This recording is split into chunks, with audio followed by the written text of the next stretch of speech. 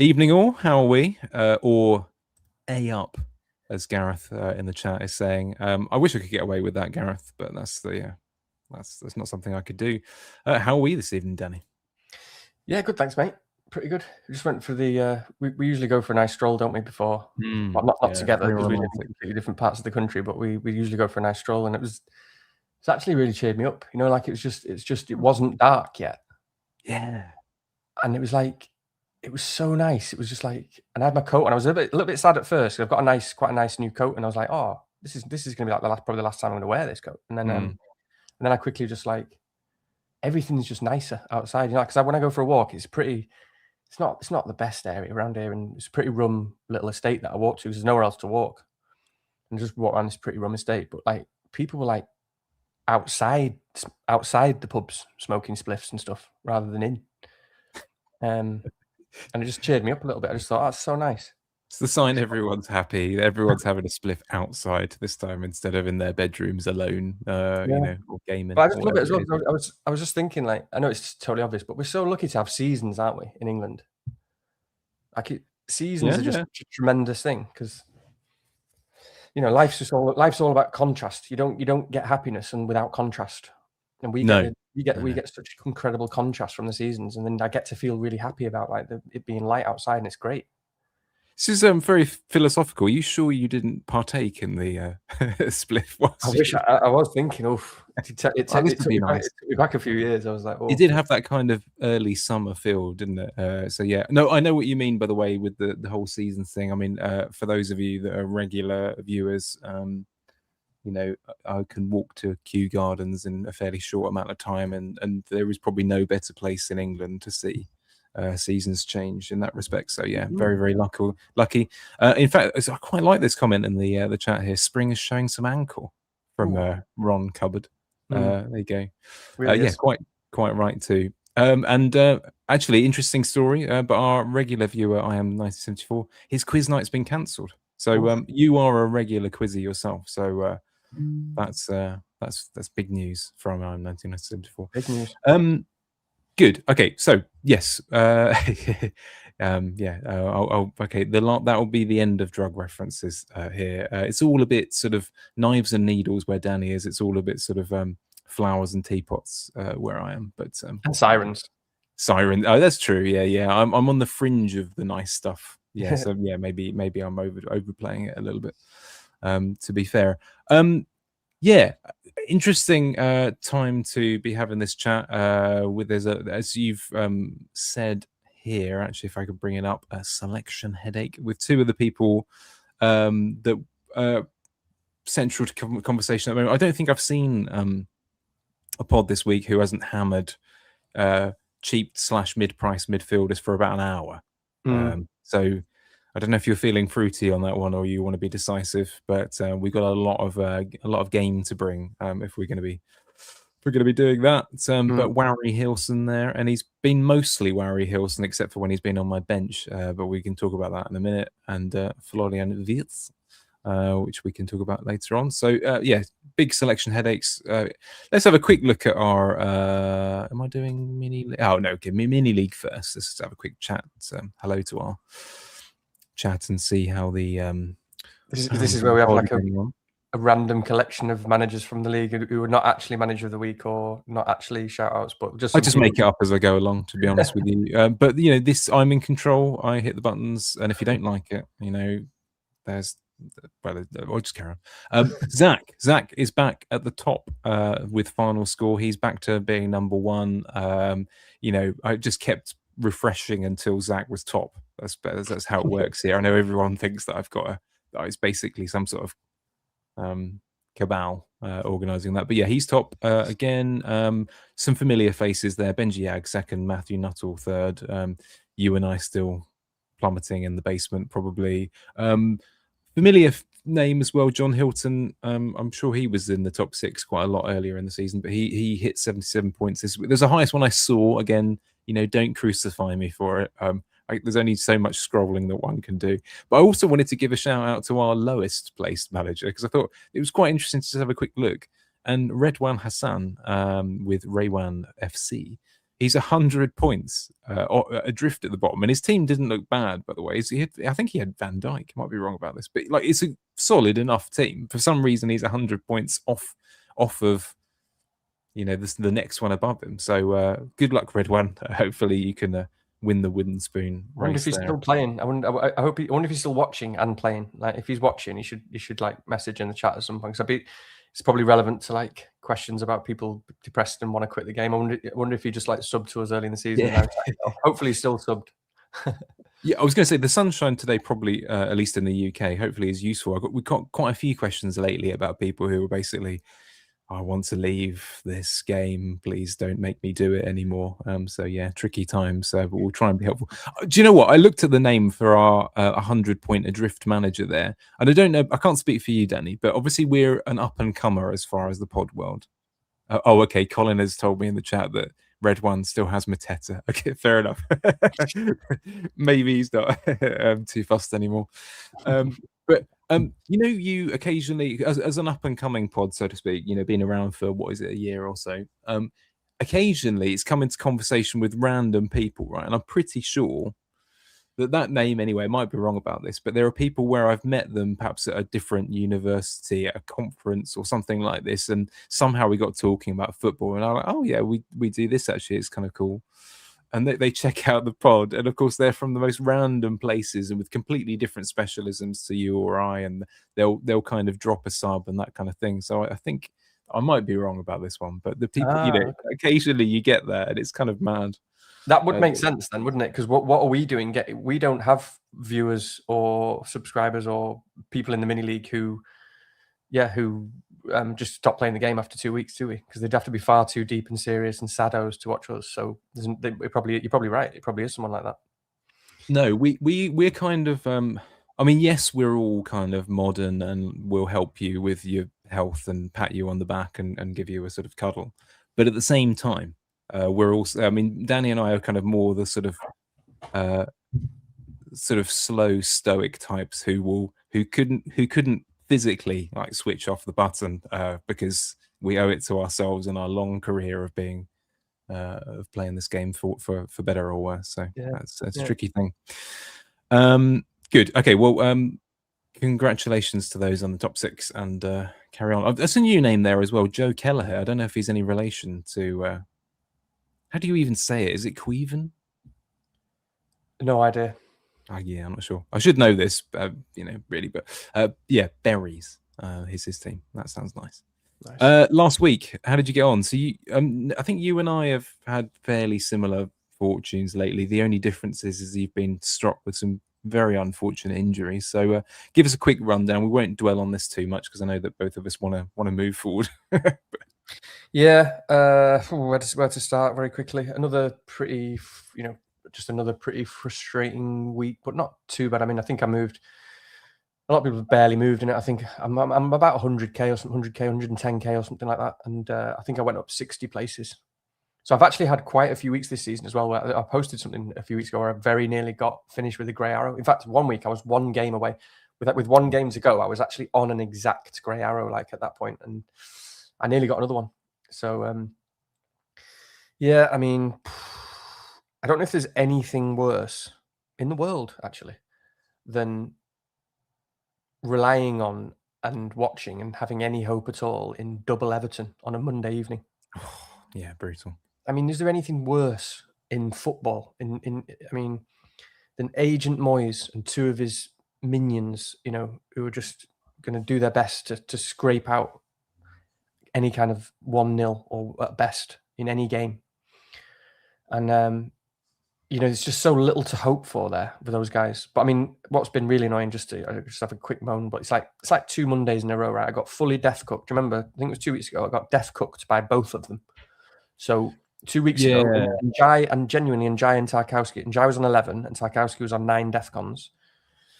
Stupid Defcon. After 60 minutes, and they both finished that way. And this week, Tarkowski, who I was getting off the bench for Lacroix, who obviously Palace get a clean sheet, and Lacroix, the most frustrating guy in the world to own. And Tarkowski was on 9 Defcon after 60 minutes. How does Tarkowski be on 9 Defcon after 60 minutes against Man United and finish on 9 Defcon? So I mean, that's just a week, and then obviously Lacroix, you bench him for 11 points for Van Dijk, who was obviously a sensational pick.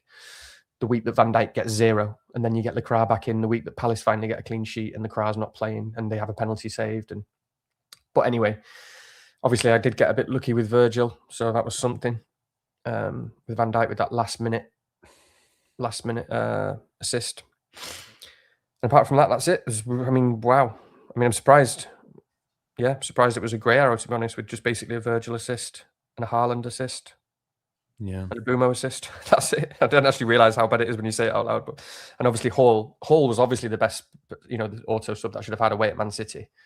He was obviously going to be my joint highest scorer in the whole team. So that's it.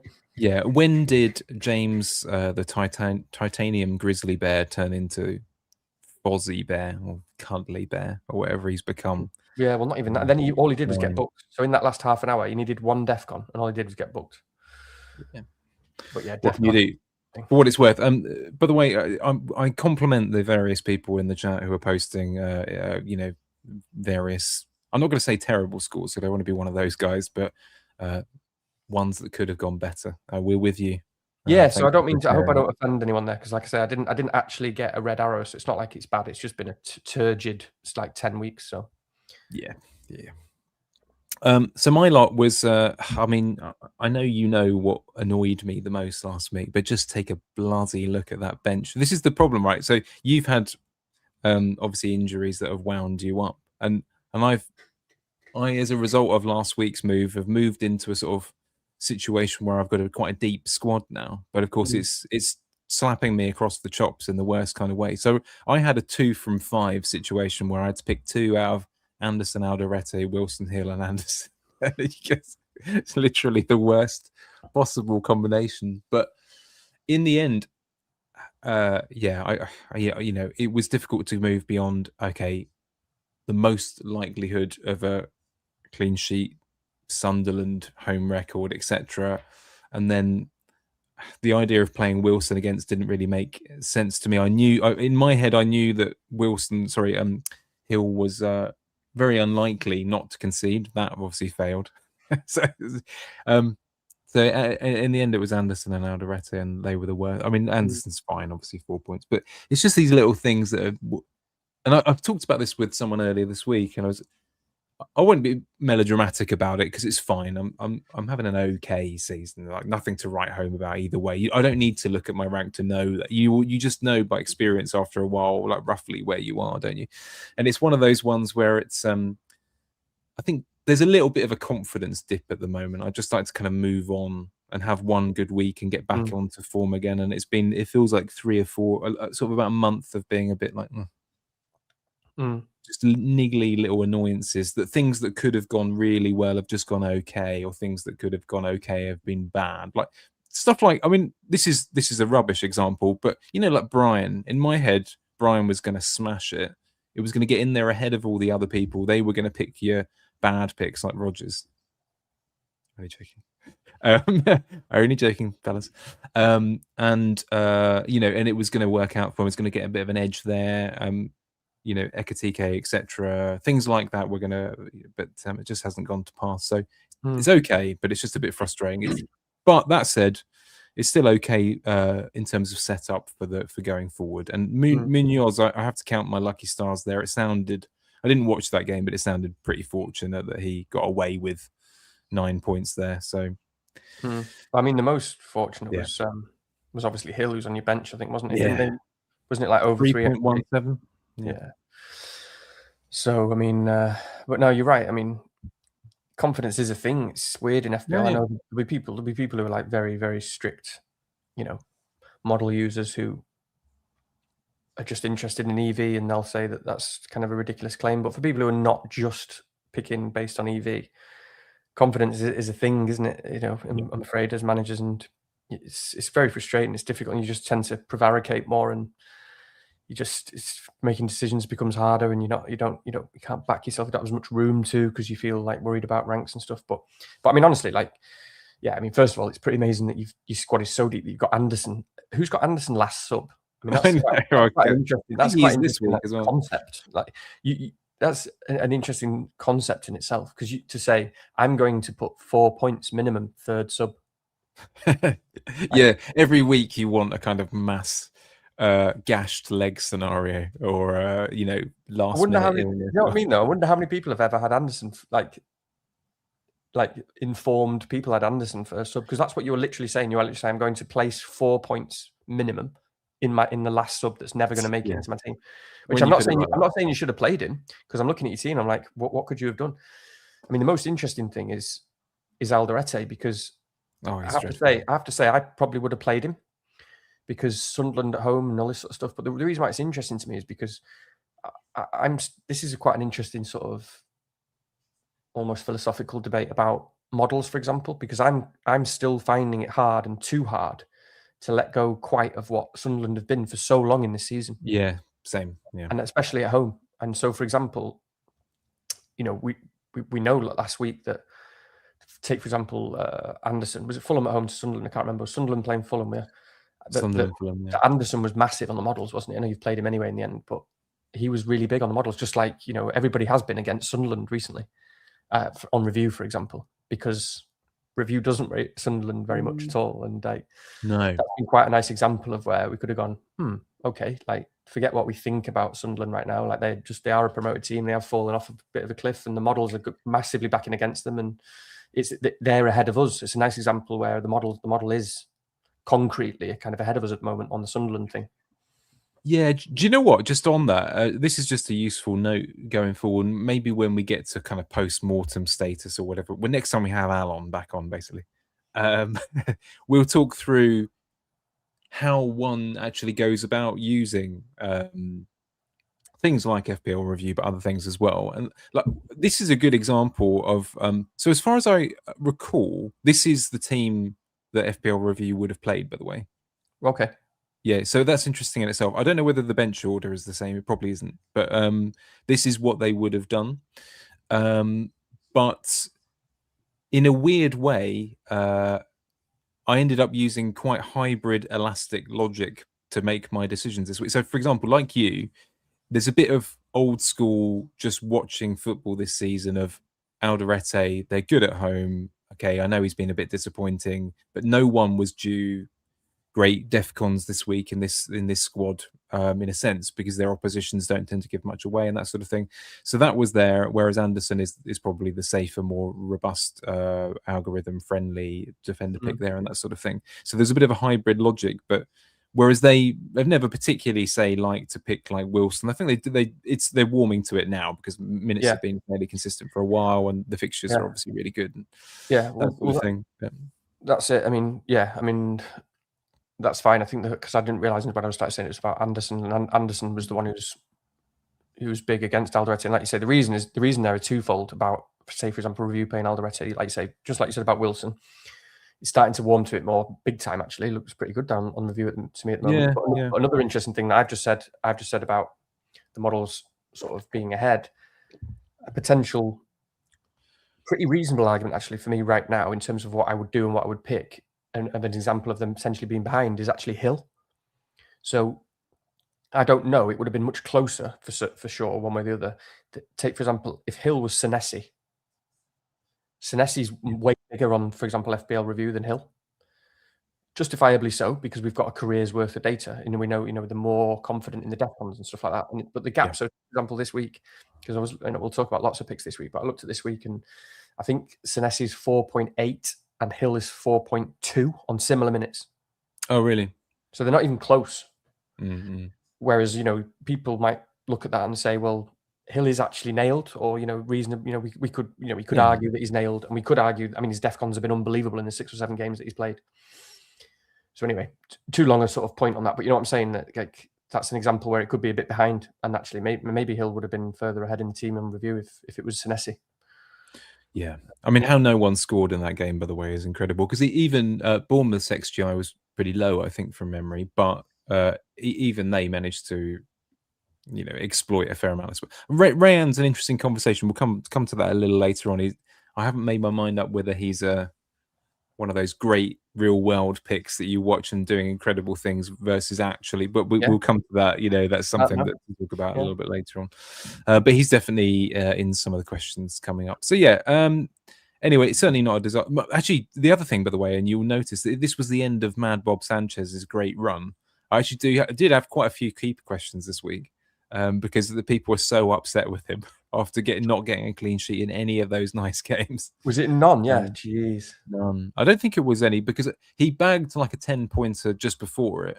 Right. You know, in like a relatively hard game. He's had a lot of jammy returns, and then he's not done anything in the 4 best fixtures that he's had. Yeah, so it's like that. But yeah, I mean, what an absolute. But that's why he's Mad Bob Sanchez. That's what you get when you buy Mad Bob. Yeah, I wish I could. It's definitely one of those things, by the way. If I had an absolute ton of transfers, I might answer that question later very differently. But anyway, here are the questions and dilemmas this week. Actually, the first question kind of includes Rayan as well. So if you're interested in him, that comes there. I've seen a lot of. I'll be honest, like every other, I've tried to dodge post this week, and it's fine if you did this, and it's fine if you read it. But every other, like, I've got to switch off from the Dango, Enzo. No, Dango, Tavernier, Rayan. You know, like it's just glitzy, shiny. Basically everything that we're probably not slick at. Are doing it for you this week.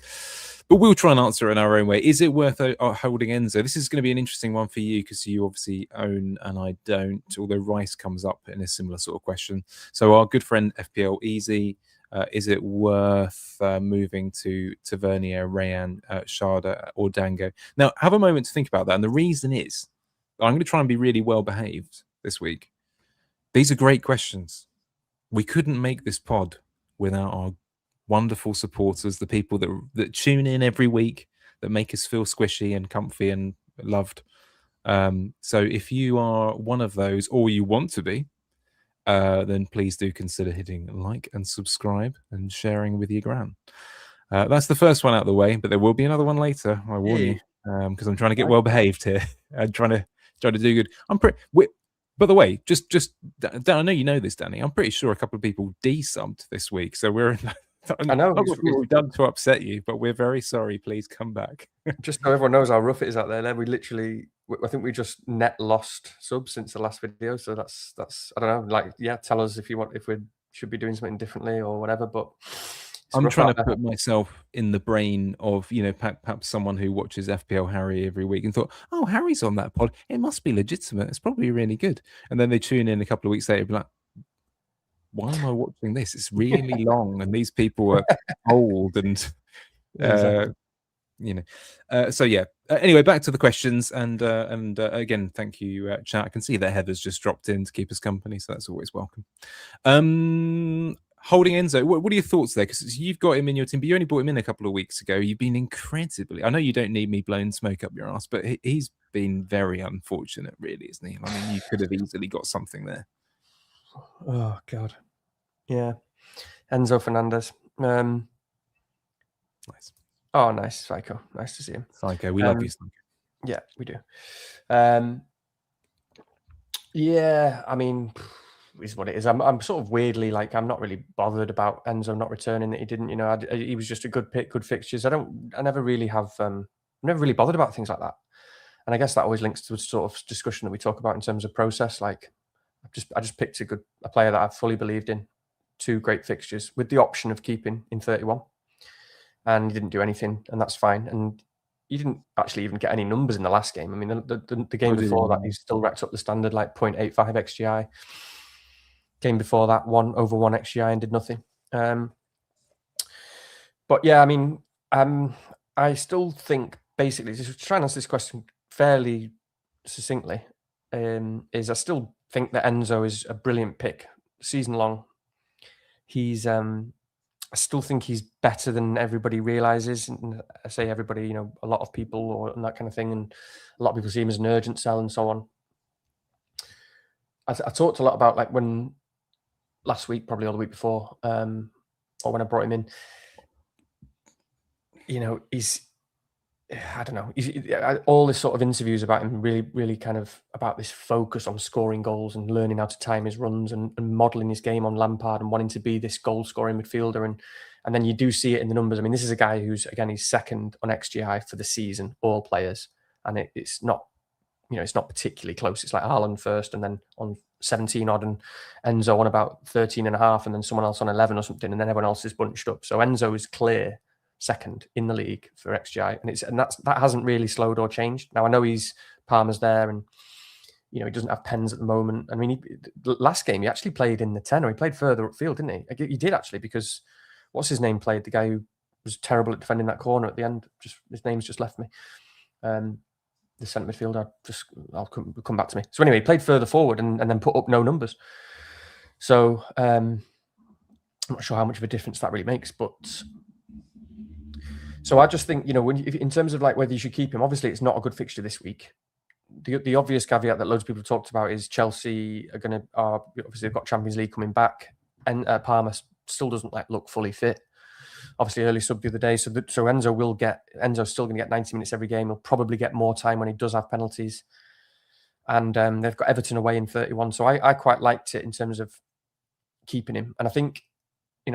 Again, to answer this question, what I've come down to, and I'm changing my plans all the time at the moment, and changed my plans again today, and feel okay, and I hope it stays that way till Friday, and we'll talk about that later. But one of the things it comes down to is who do you want to have? Which midfielders do you want to have between now and 31, and who do you really want to have in 31?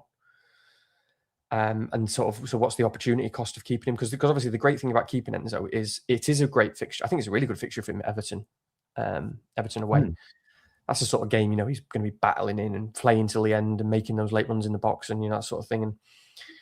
And so obviously if you can keep your transfer, I mean, because for me, a big thing has been I really wanted to and hoped to and want to just keep an extra transfer through the wildcard, through 32 and not use all my transfers. So keeping Enzo is good. But then at the same time, yeah, I'm sort of looking at that list there and I'm thinking I want Sharda or Dango, but I want a Brentford midfielder probably in game week 30. I probably want Tavernier in game week 30 and therefore could take them through to 31. And then I'm looking at it and going, do I want to go into 31 at the moment without Wilson at home to Burnley? And so that's sort of shaped my thinking a little bit now where I'm like, okay, although I really wanted to keep Enzo and I was fine with it, I'm also fine to potentially sell now. You know what I mean? Just because of the sort of the players that I do really want until then. What do you think about Enzo? I mean, you don't like Enzo, do you? So no, not as a human, really. No, but sorry again. Hopefully, viewers know that I'm being somewhat flippant when I say this, but you have to remember I live in West London, so I can't stand the sight of these people. Yeah. Anyway, no, just ask the chat because I'm curious. I'm keeping half an eye on it, but whether they would, if you have to sell or keep one, so to speak, whether it would be Rice and Enzo. It seems like a fairly split crowd at the moment because of obviously 31 does play on people's minds and that sort of thing. So it's quite an interesting question. I'll come to you about that in a minute because obviously your own plans probably later on. But yeah, I think with him, it's very much a case of like in my sort of squad where you've got essentially all outfield players that are potentially quite useful to you. It's quite viable to keep Enzo actually in my situation if I had him. But I think if you're still holding on to a Gui, or I know you don't have him anymore, but you've got a Devaney spot, etc. It's probably a bit more pressing, isn't it, realistically, to use the money in for as you say, a Sharda or whatever it is that you like doing this week's bits of his fits, that sort of thing. But yeah, I think it's an interesting one because I remember walking through this idea when I had the option of him, and there were some really nice scenarios where you just held him because I think there's one other fixture that I don't mind him in as well. Newcastle at home to me feels like quite a reasonable game. Yeah, for sure. And actually, this is something that a lot of managers are going to have to answer this week. Okay, so I'm in a scenario. I'll talk through transfers later on. I'm probably quite likely to keep Rice, and I'll talk about that later on.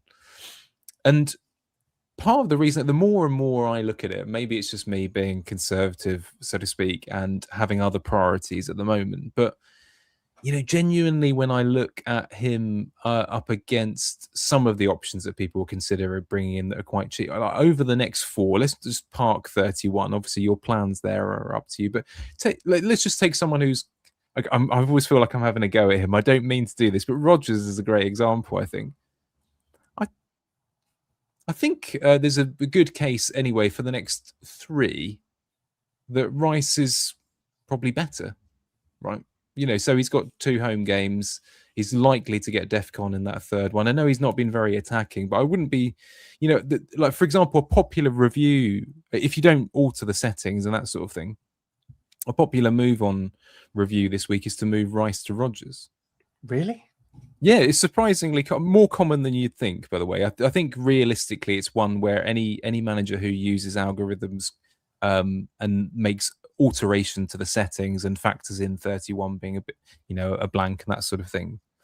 There is a little bit more popularity in that than I initially thought. So well, just take for example though for a second, because obviously that like. Because I completely agree. Right, I'm like, before I said what I say, I wanted to check review because you're right. Obviously, this all depends on the shape of your team and the structure. Yeah. If you look at them, because it's important to say this, because I was about to say like it's not particularly close in my opinion in terms of Rice versus Rodgers over the next 3. No. But review does have Rice way ahead in the next 3. So that's important. I mean, I say that for Rodgers is 4.7 to Rice is 4.6 this week. Yeah, with Rodgers on probably better minutes, I think. But then Rodgers is behind Rice by quite a bit, 4.1 to 4.5, and then 3.6 to 4.7. So that's really important. And obviously, it's just that Rodgers is big on 31 with 4.9. It's a very good fixture. So yeah, so it's not, so those moves are about these solves. A lot of these solves have these moves about Rice out. So it's a really important point. They I'm do. going to say the same thing, and I completely agree. So the 2 separate things there is that's why I think you've got to be really decisive about that decision with Rice or Enzo, like whether you're going to keep Enzo. So for example, if you're going to, if you're going to sell a Rice over an Enzo this week, then you should be really set on the fact that you are keeping Enzo until 31. Yeah, I agree. You know what I mean? Because otherwise you sell Enzo now. If you're not definitely keeping Enzo in 31, sell him. You can sell him now. And like Rice is pretty much clear of like most players. Like not that's hyperbole, but yeah, he is better. I think he's I'd way rather have Rice for the next 3 than Rodgers, for example. And it's even the point is also related to Enzo, because I talk about Enzo and I talk about how much I love him as a pick and what he can do. And how much I think he's a great season-long pick, and he'd probably really badly punish me if I do sell him with that Newcastle at home and Everton away, is what it is. But it comes down to that same point of he only has goals. The game's changed. The game's moved on. Like this is the thing about DEFCON and stuff, and amongst other things, and especially with Rodgers. Rodgers is exactly that. Rodgers and Enzo are very similar. They only have goals. They only have goals and minutes. Two great things, but things that aren't what they used to be. And this is the point about some of these other questions. I think the next question, for example, or with Rice, like it's DEFCON and stuff is it's just kind of numbs the game a bit, isn't it? It just numbs the game a bit because it just isn't. Goals and assists don't mean the same thing anymore. They're just not as important anymore. It takes so much. You have to do so much now to be better than a Rice. And that's quite depressing because we don't really see a ceiling in Rice. But to justify selling a Rice with the sort of just the basics of the great on bonus, really good for DEFCON, especially in these upcoming fixtures, the sort of base of a 0.4 XA. You can't justify selling these guys, and it's the same with Anderson. But Anderson is Rice. I know. Every week I look at it. Yeah, Rice is Anderson 2.0, and this is the thing for me at the moment. That DEFCON, as one example, one thing does that I really don't like about it is it's numbed the game. How can you justify selling a player like Rice over someone like Enzo or Rodgers? I mean, just to elaborate on that a bit. So you've had some unfortunate turns with injuries lately. I've been a little bit, I think, well, I mean, I don't know, but they're definitely less affected. Other than Keane being a bit of an issue lately, broadly speaking, there hasn't been too much of that kind of stuff going on. And every week, it's almost when with Anderson or Rice is a good example, because you think, oh, okay, I can pretty much rely on 4 or 5 points here. It means that this season, when you have picks like this, the idea of taking a hit is really hard to. I mean, not that you should ever like work really hard to try and find the logic to make a hit, right? But it becomes, it feels like, well, this player is going to have to score almost double digits in order for me to justify this move instead of playing, one of these guys, even if it's in a crap fixture. Okay, so Anderson, Liverpool at home this week, right? It's a crap fixture. It just is, and I know he came off early. We'll talk about that in a minute, but 5 points in a crap fixture. Exactly. For a player that basically hardly ever shoots. He did start shooting actually, but we'll come to that. But yeah, so these picks are a little bit interrelated. I do agree with you that Enzo is. I feel like you do have to make a decision on him this week, whereas Rice is a little bit more. You can review it week to week. Now, I was going into this week with a fairly, I don't know, what was I, 60-70% likely to buy Wirtz. And for obvious reasons, that's looking a little bit less enticing than maybe it did a week ago because, of course, of the update. We'll find out a bit more, of course, on that one. So with Rice, I feel like I can. You can easily justify you waiting on that decision until 31 because now close your ears for a second here, but you could at that point justify someone like a Rodgers or a Gordon. I know, I'm just saying it for the crowd, but in 31, it's quite a reasonable pick. He looks sad, doesn't he? I'm sorry, Danny. Someone needs to screenshot that for me. But yeah, there are lots of things that you could do in that week. Fulham midfielder, if you haven't got one, obviously Harry Wilson, blah blah blah. So it's quite reasonable to hold through. Then I'm just trying to get my head around personally because you'll see that my preferred move this week is actually in defence, and part of the reason for it is that I just think, well, I'm not really sure that any of these cheap to midfield. I can't be that sure. It's quite a dynamic market, basically. Like Sharda after this week could return and show everyone that essentially, okay, he was just being transitioned back in, and actually he's quite obviously a better pick than Dango. I'm not saying that will happen, but like it's quite a dynamic area, whereas Rice, you don't need to be dynamic, and the defender in question that I'm looking at, you kind of know what you're going to get, and so on and so forth. So for those who are keen to move away from Enzo, I know that you're deliberating it yourself. I mean, where do you stand on this? The debate that's taking up everyone's time this week: Tavernier, Rayan, Sharda, or Dango. Didn't even mention Wari Hilson. We know how you feel about him, FPL Easy. What have you got against Wari? Anyway, I'll hand over to you. Do you have any strong vibes on this? I'm just still sort of thinking. I'm still just getting lost in this whole concept and this idea, and it is so. Okay. It's kind of a bit depressing, isn't it? Because you just mentioned like what you can do, and it's so logical for so many people. Like, for example, there were loads of good cheap defenders this week, and it's so much more logical now as well that you could bring in one of those guys, or should bring in one of those guys, for example, to bench Enzo. Like there's so many people. Yeah, exactly. This is yeah. You know what I mean? So if it's like a hill, we're talking about it's kind of a shame, though. It really is a bit of a shame. Like you can really visibly see the pull away from like the joy of like intuition and insight in FPL towards logic. You can really feel it this week. And that's such a shame. And again, I'm going to keep mentioning DEFCON because this is the biggest thing that has changed that. The two greatest things about FPL have always been for me insight and intuition and feel, and like, yes, I've always kind of used analytics, and I always do take that approach and very logical, and I'm all about minutes. But the greatest joy is in finding these picks, that you think can get the goals and assists, and you think they can get these big hauls and stuff. You pull in faces, and it's throwing me way off. You look angry and confused. I don't know what you're looking at. You're on mute. You're on mute. Something stopped me typing, and yeah, carry on. I'm with you. Yeah, so I can't remember what I was saying now. Yeah, no. So it's like it does feel such a shame. Like we can just feel this like logic magnet pulling us away, because it's like, what is it like? Take Hill or something, or Senesi at home to Sunderland this week. There's so much there now in just a move like that, of the potential of the big clean sheet odds. It's, good fixture and loads of DEFCON potential, real logical potential for a haul. And we've got all these picks that that are really exciting for once, that loads of people don't have, and everyone's making a choice between. You've got on screen some of them: Tavernier, Rayan, Sharda, Dango, great fixtures, and we're all going, but why would I sell Declan Rice? How This is it. I mean, how can I sell Declan Rice? And it's absolutely true, and I find it very difficult to move away from logic. As much as I might want a player, I'm still only ever going to really pick who I actually believes going to get the most points. So, and I'm not really sure where I'll land yet, and I'm not selling Declan Rice this week as it stands. But is it Hill? Is it James Hill that I want in this week when there are all these incredible picks on offer?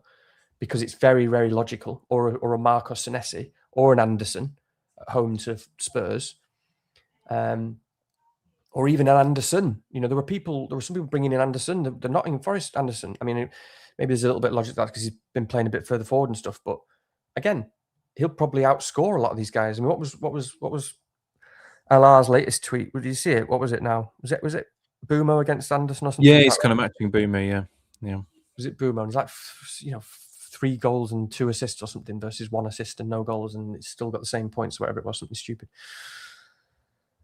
But yeah, I just think, God, I know you've got to adapt and stuff, and we're all doing that, and we're all trying to. But it's a bit depressing, isn't it, to think about that, because it's so logical to get. Do you know what? I'm just going to refer to one particular manager here in the FPL community, because he's a friend of the pods, and obviously we know him well. But he's a good example of, like, the potential for the life to be sort of sucked out of the game, right? Because Stu, or Pep Talk to some of you in here, do look him up on Twitter and Blue Sky and such.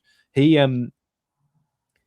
classically, he's a rogue, maverick, exciting, used to play like the Sun and the Telegraph, like the paper ones, doesn't exist in this kind of era of FPL in his head. He's much more kind of punty, loves the players that get kind of output, basically, the ones that do step overs, the Semenyo of old type thing, that kind of thing. And, even, and his team this season has been it's been at this weird sort of dynamic, odd balance between not like having picks that are these exciting, racy step over ones one week and thinking, oh yeah, but I think he started the season with Caicedo, when he was getting DEFCONs and taking shots from outside the box, and he's had Anderson for most of the season and kind of loves him as well. And it's such an odd one for people to get their head round, like, mentally, how to, like, where to land in your place. And actually, this debate for midfielders over the next couple of weeks is exactly the same, because would it surprise, let's say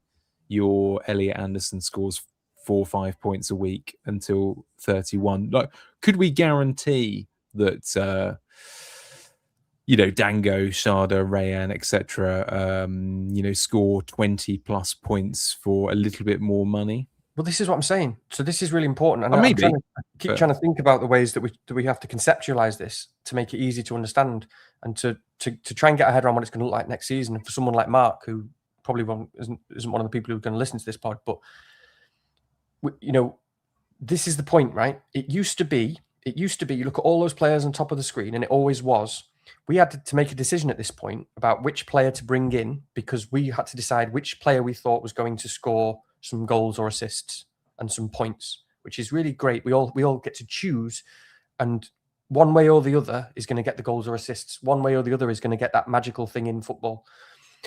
That isn't the same question anymore, because now bringing in a Sharda or a Dango there on the screen, or Rayan, they now have to score. Yeah. Or you failed. They now have to score, or you lost. It's no longer an X versus X. It's no longer the same battle. Yep. So that's putting us off making transfers. That is, in many cases, putting people off from actively engaging with the game and making a transfer and looking for something fun and being rewarded from this thing that we all want to find. That's not the same anymore, because it's a different question. So it's a bet that you're much more likely to lose, and it's a bet that's weighted on one side, and that's mad. Do you know who I particularly feel for here? is okay. We got a question on the next slide a bit later, which is kind of a paraphrase of this. But there are a lot of managers at the moment who are like, oh, it's getting to like the late 20s now. I've only got 10, 12 weeks left. I need to go for some differentials. I need to try and like crank up the risk a bit more, etc. But the onus on them, I'm not going to say it's doubled, right? But there's a whatever the percentile, let's say it's 20-30% more than it used to be. The onus is much more on you to hit that differential, right? Now, seasons past, I used to be the guy that maybe a couple of times a season I'd pick someone like Jota and I'd kind of hate myself for it because I can never nail these kind of picks, right? But to do that this season would be even worse, you know, to pick a Jota or etc. Like to try and get that right, you'd be like, oh god, this is really important point, isn't it? Because this is the first time I've experienced it. This is really important because the game is about, you know, these moves, any changes in the game are about increasing engagement and should be about increasing enjoyment. And it's absolutely true that you are now, if you are whatever, 700k, 800k, 900k, a million rank, you are now far more lost. You are now far more in a lost position than you ever have been before because you're chasing a wave that is inexorably moving away from you. You know, you're chasing something that you're chasing guaranteed points. You're chasing a floor that's moved. You know, you had the hope in the past of chasing something static. You had the hope in the past that everyone else would fail and you could just pick those picks that would score goals. That's no longer going to happen because even if the guys who are ahead of you make terrible, terrible picks and just keep the dudes who you know, give the ball away a lot and then win it back and get the defcons, you're going to really struggle to catch them. And that is a really depressing thing because there's no worse place to be in FPL. There's no worse place to be at all than somewhere you really don't want to be in, say, whatever, 1 million rank after 28 weeks or whatever, or 26 weeks, 25 weeks. And you've got a third of the season to go. And now you feel completely lost and helpless. That's tough. And that is now much, much worse because you're looking at these guys and you're no longer looking at it and going, oh, I really like Rayan, Tavernier, Sharda. These are the ones I can see them getting 2-3 goals, hat tricks. It's just you're now seeing them score a goal maybe, and maybe getting that 8 points or 10 points, and you know, a really good scenario, and it's a +3 because Declan Rice got Defcon on 2 bonus, and Anderson got 3 bonus, and you know, it's just that is something that people need to think about. I don't know, like I know that's obvious, but well, no. Do you know what this week was a good example of that, right? Okay, like Rayan looks blistering down the wing, even though Bournemouth don't get much in the way of big chances or XGI or what have you, picks up 3 points, right? Dango, I don't know what he got in the end. It was a good sort of 0.7, 0.8 XGI, something like that. Ultimately got nothing. And then Anderson, it rocks out of there with 5 points. And, you know, that's where the onus is. I mean, actually, I had my own version of that this week with Alderete. Alderete is a, you know, in FPL brain of old, obviously you play him this week and got completely punished for it by picks who, you know, have more avenues and so on, like your Anderson. So it's quite an interesting one. That said, I do think this question is very different in how you approach it. I know we've kind of gone between the top 2 questions here, so I think we can kind of say that we've answered these first 2 in a minute. But if you are buying from fresh, I do get that it is probably much more difficult to realistically pick, you know, your Anderson at this point in time. Fair enough. Yeah, but yeah, absolutely. You're not going to pick those guys now, are you? Yeah. So, but you know, if you for those people who are tuning in, interested in to see, you know, who to sort the wheat from the chaff in the exciting bracket, who excites you and who doesn't really float your boat. Yeah, so you know, back to that same kind of topic, which brings us in full circle to say that's another reason why, although Enzo plays in 31, he's a much easier sell at least because we can play around these guys. One of the ways of adapting is we have to play around these guys. If you do own a Rice, you do own an Anderson, you keep them. And, you know, you play them when you can, and you, especially Rice, basically, for me, and you try and play around them. And therefore, Enzo is an easier sell because, yeah, okay, he might have 20% pen share if Palmer goes off or whatever, but ultimately, he is a guy he's an old school guy who's goals and assists. So you're like, okay, I can take that on. And you can, there are still positions, thankfully, where we can take that on. And so you can have a Rice and one of these guys. And so, yeah, so, I mean, to try and catch up, Tavernier, I think, he looked great when he came on. Yeah. I don't want to repeat anything everyone else has said because everyone knows the same thing. It is a problem that they play on Saturday and then Tuesday. So I do expect that to be difficult to. I mean, he might not because he really was sprinting and stuff. Obviously his muscles feel good because he wasn't even remotely concerned about pulling a hamstring again the way he was running when I saw Match of the Day. But the manager has been someone who rotates, and he's got the players to rotate in these short turnarounds. So unfortunately, that's why Tavernier jumps out for me more in game week 30. Yeah. When he's got a bit of fitness under his belt and he's still got some good fixtures. And I think he's got a very good fixture in 30. Can't remember what it is. Oh, Burnley away, is it? Yeah. Oh, yeah. Okay. Rayan looks brilliant, but I just haven't. I think other people have seen him more than I have. I saw that touch and that run on the weekend. I haven't seen an awful lot of him. And it did strike me that sort of little thing that you see when he did that run and he made that shot. Sometimes you just get a little glimpse of someone who just looks a different level of confidence to your average person. And I did think, oh, this guy might be a serious dude actually, because it was a sort of arrogance that wasn't like a young, it was like I know type of arrogance.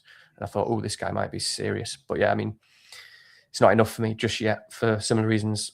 And then the Sharda or Dango, I do find really difficult actually, and I sort of see the whole world going to Dango, and everyone's saying that he's the one. I mean, first of all, a lot of the sort of masses in FPL are saying that, and I see them say he's the nailed one. Now that's absolutely not true, and I would think generally if they're both fully fit, the evidence we've got suggests that Sharda's minutes will be slightly better than Dango's, which is one of the reasons why I've always slightly preferred Sharda. I just think it is a horrible one because it is such a coin toss. I mean, I try to sort of differentiate them as much as I can by watch them and think about what I'm going to get from either. And I've said it before about Sharda. Like, the thing about Sharda is, and I think I said it a couple of weeks ago, but he doesn't have a huge amount to his game. But what he's got is he's got pace, height, positioning, kind of confidence. And he's sort of really good in the air, really good at set pieces and stuff. And what Sharda does is he just goal hangs. For most of the time, I mean, sometimes he's not quite caught up with it, but if they've kind of been able to progress the ball and they're sort of at a pace and where he can sort of be in the position he wants to be, he's just in the box. He's just in the middle of the box, of the 6-yard box. This guy's just a goal hanger. So that's why he can hat trick. And there's been many times when he's been frustrating because he's been where Thiago can be. And I've always sort of seen Dango as a bit more of a playmaker, a bit more of a dribbler, a bit more on the wings. But watching the last couple of games, and even when Sharda was on the pitch last game, he did look more dangerous. He did look like he was more. They were sort of almost swapping a bit of the goal hanging. And sometimes, obviously, if the ball was coming in from the left, Dango was right in the box. And I thought, oh, he was the one right sort of goal hanging. And then if the ball was coming from the right, it would be Dango off and delivering it, and Sharda was goal hanging again. So basically, I find it really difficult to choose between the two.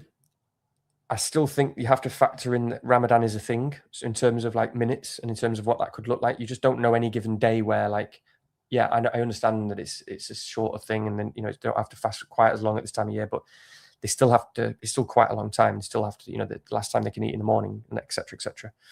And some days he might just not, it might just hit him differently, and it might just not feel great. I don't know, but it's a small factor. But I just find that, I find it really hard. I'm attracted to Sharda because everybody's talking about Dango, and I feel like Sharda. Yeah, no, I get it, and if it doesn't affect you too much on the kind of financial side of things, I was just checking something because I had something in my head where I wasn't 100% sure whether I could kind of, not prove it is the wrong word, but I wanted to check. So the looking at Brentford's next 4 fixtures, right? Now, 4 of the worst 5 teams in the league for headed goals conceded are the opposition to Brentford. Now, Sharda is one of those weird players who's, I think someone else has said it in the last week or so. Maybe you've already thought of this yourself then. But he's deceptively brilliant in the air, isn't he? Like, I'm sure he gets loads of he's really quite effective. I know he's not the tallest guy in the world, but when it comes to him, he's surprisingly effective. But Just, I mean, there's a chance that this might be wrong, by the way, but okay, the worst team for goals conceded from headers, Burnley, probably unsurprisingly, Wolves, and then you've got Leeds and Bournemouth, right? So they are the opponents basically in the next 4 weeks. So that I find to be quite appealing. It's just, I don't know, when you were talking, it just reminded me that he's a great in the air. Dango's all right, by the way. He's no slouch himself, but he's a bit shorter, if that makes any difference. But no, I said it. That I did when you were looking and not listening to me. I said he was great in the air, and yeah. Well, I think that's my impression. Opposite of Ekatike or whatever, but yeah, I mean, you just saying that makes me even more scared, to be honest, because of the way I'm going at the moment. As I'm not going to get any of those guys this week. But if I was, it would be Sharda. Yeah, I like Sharda. Yeah. Like you, this is one of the reasons why I'm moving away from making a midfield transfer this week, because I just think there's a little bit of more dynamism. Granted, I get it, right? If you go this week, no criticism for you at all. It's an incredible fixture and all the rest of it. But I think there's a little bit more dynamism there, because another week's time, it might be something where I see enough from. I mean, there's quick turnaround, obviously, but Tavernier and Sharda are two people who are broadly not at the top of people's lists this week. But you would not be surprised at all if in a few days' time, everyone's like, so hitting that at the right time. Yeah, I still might make. I've got 2 transfers this week, haven't I? And I still might make a midfield transfer, by the way, but it just might not be for anyone who's currently on the screen. Oh, interesting. Yeah. Okay, cool. No, that's perfectly reasonable. We should 56 minutes, and we haven't actually got to. The top 2 questions, I think we've covered in some way. So, by the way, if you for that question from FPL Toadfish, if you've never seen a toadfish, now I thought it was just that bloke who was in Neighbours in the 90s, but as it turns out, the toadfish is a real fish. Look it up. It's beautiful, ugly, or ugly, beautiful. It's well worth a look. So in the chat, go away, do that. That's your little halftime break. Another like and subscribe for me if you fancy a bit of it, and then we'll carry on. But the next question here, someone's got a particular dilemma there, Revo, between would you prefer Enzo and Ekatike or Wits and Evan Ilson? I wouldn't worry too much about the particulars of that question, but I threw it in there because obviously we'll probably want to talk about Ekatike and Wits and that sort of thing. And it is a bit of an awkward one if you've got Evan Ilson, because of course, I can imagine that must have been pretty frustrating for you. He was bought off, wasn't he, before Krupi, and doesn't seem like a terrific option kind of at the moment. But I don't know. Do you have a lean on that one? I mean, again, it really does depend on squad depth, I would say, because if you benching Enzo, that side of thing. But yeah, do you have any advice for Revo on that one? Yeah, I'd go Enzo and Ekatike, especially if you can bench Enzo this week. I do like Wirtz a lot. The back issue, definitely puts me off a bit, because what's the issue? Is it something that could recur? They've got Champions League coming up. He's a great pick, but one of the things that was really appealing about Wirtz, like we talked about last week, was how incredibly fit he looks and how on top of his game he looks and comfortable. And that of course might still be the case. Could still be just a great pick, but back issue, times Champions League, gives me some concerns. Whereas Ekatike, I know he's been really disappointing. He's been one of the best players in the world for non-owners. What a guy! Oh, love him. I love him and Timber. Yeah, but you do. Absolutely love that. The two beacons. That's how joyous my season's been for the last 10 weeks. The two beacons of my last 10 weeks have been Ekatike and Timber. I've enjoyed watching Gordon myself. Yeah, I bet you have. That's actually not true. That's not true. Yeah, and I just don't really like Evan Nilsson as a pick at all. So I know they've got great fixtures. I know he's okay and he's fine. He's probably pretty decent on the models, but just feels very Enzo and Ekatike feel very robust, to be honest. So that's the answer there, and that probably covers talking about those guys enough, does it? I don't know. Like, do we need to talk? Yeah, I think it does. I mean, for what it's worth, I agree with you. Like, Wits is someone I've been planning to get this week for a while, and indeed, I pretty much engineered other moves. I sold Timber last week. I probably ended up getting relatively lucky in some ways, a bit earlier than most. And actually, there's no Timber question this week. I'm kind of surprised by that. Maybe we can touch on it. But yeah, this was the plan move in. But I think the difference for me between midfield and defender moves, which is my situation this week, is that one is more dynamic and there's a little bit more to be gained. Whereas essentially, I know what there's nothing that's going to change about the defender situation as far as I see it, and I don't really want to cut my roots to any of these people, when I've got a straight choice between the two. So I'd rather have another week to think about midfield in my situation, but you'll see that with my team in a minute. Defender, though, is it better to buy Van Dijk or Nico O'Reilly given the blank? Yeah, lots of... I mean, it's another one. It's completely different if you own him. I mean, good for you with O'Reilly. I don't think this is a particularly close discussion if you are on a straightforward chip strategy, but you're more exciting than me, Danny. Yeah, I mean, I can definitely see the appeal of O'Reilly, and I mean, he's still been brought in. I think he's been brought in by. I think he's like 200. I don't know. I've not checked how many, but more people have got O'Reilly, and I think than Van Dijk still, which is nice. It's kind of nice for anyone who owns both, because a lot of people are not buying both, so it kind of keeps the ownership down a bit of both. But yeah, I think I mean, he's now obviously an incredible pick, O'Reilly. So it is a bit devastating to not own him, like, for sure. And it's going to be terrifying not owning him. The position he was in when he won the ball back, I can't remember if it was the goal he scored or not, but when he was like literally next to Haaland and won the ball back and then charged forward, and you're like, oh God, that's in that sort of role. You can see him very often now contributing to goals. So it's pretty devastating not to own him. But I'm just checking the fixtures for City now for the next 3. So it's Leeds away and then Forest and West Ham away. So I kind of lean towards thinking they're not going to clean in 28 or 30. Obviously they could. They're still decent fixtures.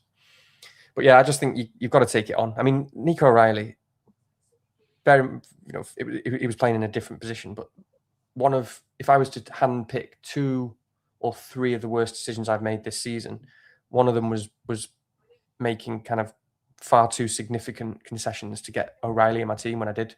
Yeah, because it was that sort of player where it felt too scary. It felt too much of a risk. He had too much potential. He had too much of a ceiling. Is what it felt like. He felt pretty nailed, and obviously he was getting into ridiculous goal scoring positions. And it was like, no, I don't want to be on board with this. But of course, it very often doesn't play out like that.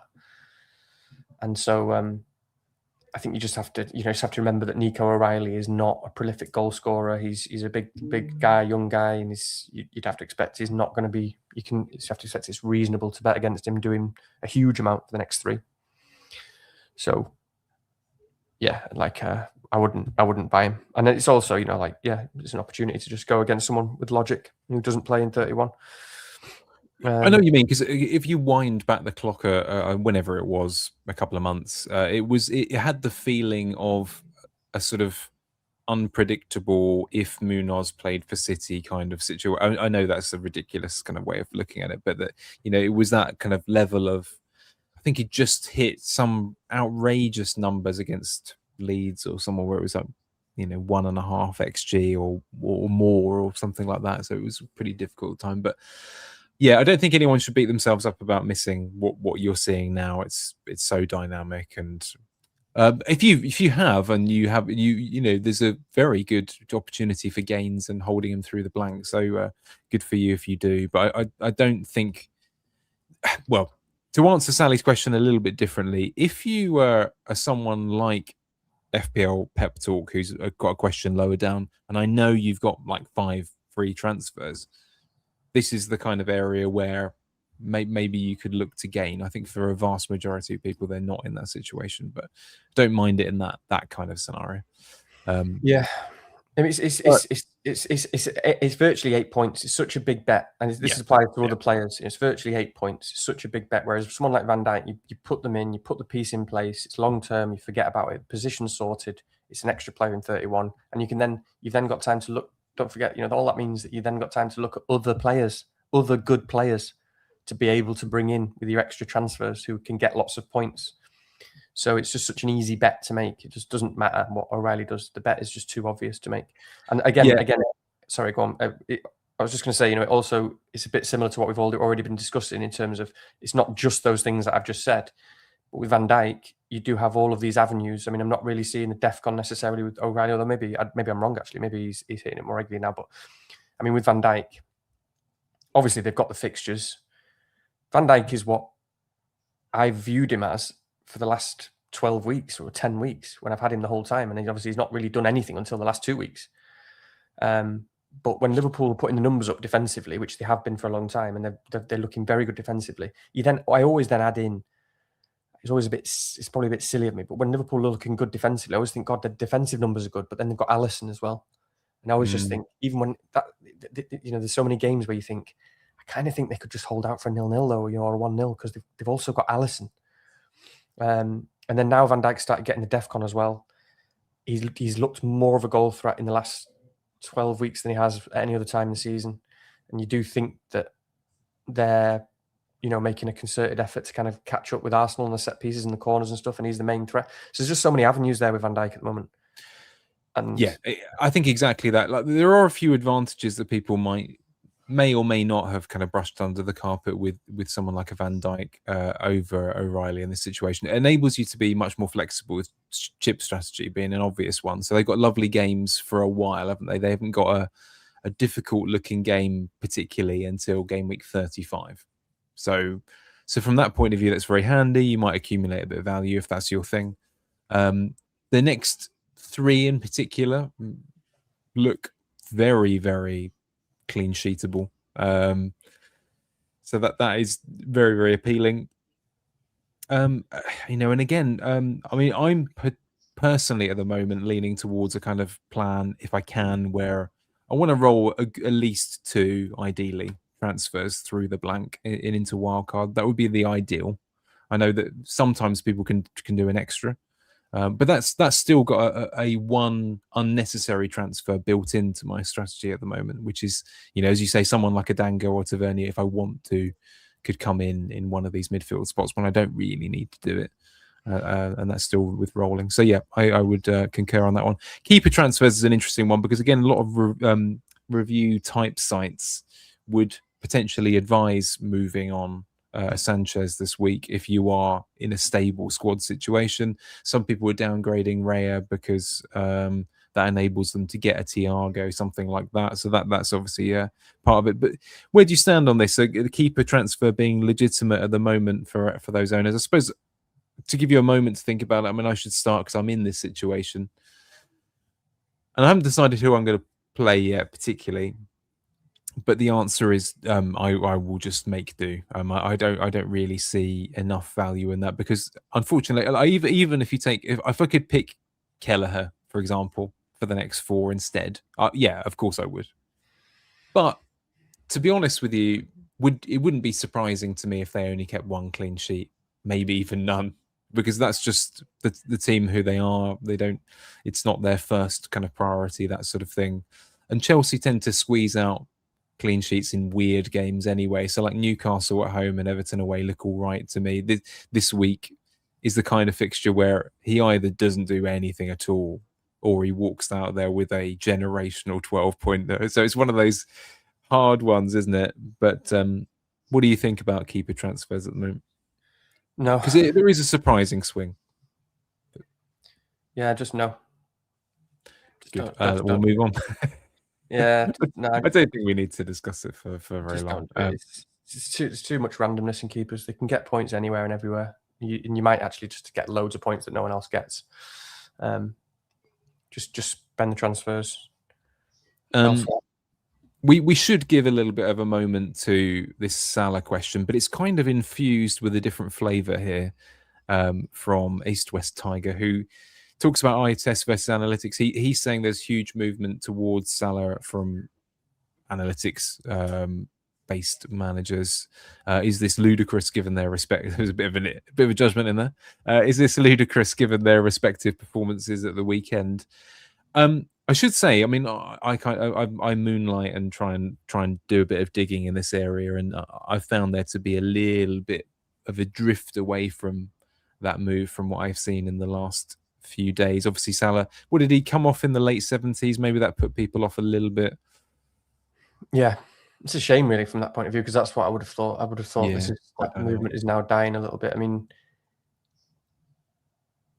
you know, it's again, we talked about it last week or the week before, whenever we last podded. You know, it kind of makes all that kind of nonsense. I said last time, remember I said about these kind of silly narratives that are just people pump out a reason to why someone is now good because they scored a goal. And you know, there was all this stuff, wasn't there, about Salah's 6-game sample and why Salah has now become an efficient but destructive dark warrior of the footballing world. And because he basically scored a goal and he's looking a little bit better, but it was actually like, it's not, his numbers weren't actually that different if you handpicked the 6 or 7 games before AFCON as well anyway. And we sort of said we need to see a bit more from Salah and to actually be convinced of that, and we just haven't seen it. So it actually just looks like it's pretty much similar to what it already was with Salah. I mean, this is one of those examples in terms of, what we talked about with the models before, where in terms of what's behind, what's ahead, how is it viewed, and so on. And this is one where, again, I'm subjectively on the side of them being a little bit behind on Salah, in the sense that, not behind, that again, that's a subjective view because that isn't factually correct, because I might well be wrong, but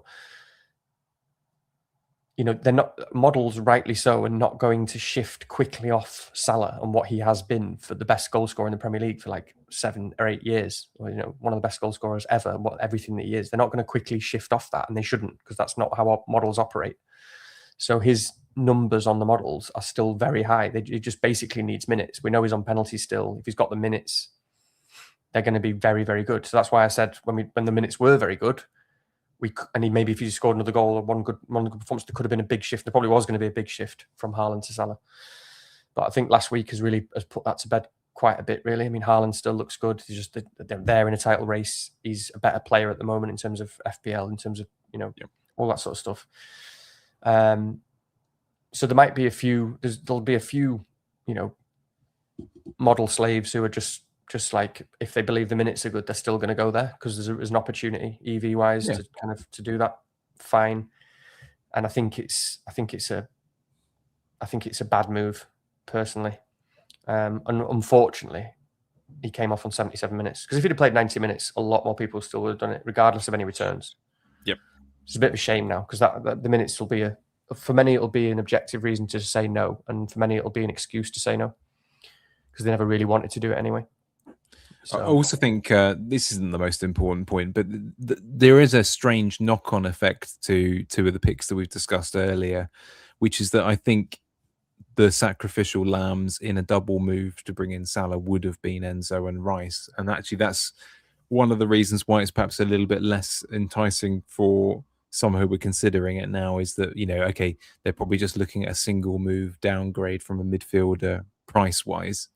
And do they need to now? That's probably a little bit more a question. Whereas to enable that double move, perhaps to get Ekatike and so on, would have been a bit more of an option before. So I think that's also a little bit of a knock-on effect. I'm going to finish up with these 2, whereas one is just a question about transfer aggression. With Palmer used as an example. I'll go through that in a minute. And the other one is just about how to approach a bad season. This is where we need our good friend Alan back on to help us with this, because he always cheers me up and finds a way of talking about season blues. But let's start with the first one. FPL Rhinos are man from Leeds. He says, how do you decide when to be aggressive with free transfers? Palmer has rewarded those who have been there for his hat trick. So that was what was that, a couple of weeks back now. But yeah, it did obviously work out big time for people who got that hat trick. I suppose we've kind of covered it to an extent with that conversation about Anderson and Rice and so on. But did you have anything to add there? Because I think it is an interesting question. It is related to the Blankenship strategy and stuff as well. But if you are looking to be much more aggressive or work out that balance, do you have any thoughts? Oh, I always really struggle with this word aggressive, don't you? Yeah, you do. I know we've discussed it before. I I can't place it. I can't conceptualize it and stuff, and I can't. So then I really struggle to talk about it because I don't really know what it means. But I do. But then I think it has so many different levels and so many different sorts of meanings, which I think you have to approach it in like different ways. So I need to try and remember to come back to like an example of maybe this week and me. So I can think of a sort of tangible example where you could maybe describe what I might do this week as being aggressive. Although it's just too strong a word for me, but I can sort of see it in some instances. But because I always just think that being aggressive, for want of a better word right now, or like aggression, should be built into your overall strategy. Like, do you know what I mean? Like, it should be part of how you play. And so to take like an extreme example that I've talked about before, Magnus Carlsen, for example, he was again, how I'm describing the word aggressive, he is what somebody should describe as a very aggressive manager in terms of playing for kind of risk and playing for low owned players and captaining players like that. And that was his strategy, so everything would be very much planned around it. So that kind of aggression and those kind of picks and deliberately bringing in a Son or whatever to captain him when he knows the whole world is captaining Salah or whatever it is, and Son's got a good fixture or whatever it may be. It was built around a strategy, so it would, it was a long-term thing. Those picks fit into a strategy whereby you believed in all of your players in the previous weeks. You believed them in the weeks that you did those moves, and then you believed in your team going forward. And then you didn't have to chase transfers. You had transfers. You weren't taking hits. So that's kind of the sort of meta thing, isn't it, about aggression, I think, in terms of like, it's just how you play. So it should be sort of built into, then there's a layer down, I suppose, where, and again, I've talked about this before, where for me, if I'm being aggressive, it still has to be very much something I completely believe in. So, and actually think that it's going to, I think it's going to get me the most points. And that's, a lot of people kind of base these beliefs just on what they see, what everyone else says about a player, or like a player that should be good or whatever. And then I struggle with that because I don't really operate like that. Like, I need to fully feel it and hear and know that it's the right thing to do. Plus it be sort of supported by analytics, ideally, as well, and some kind of numbers.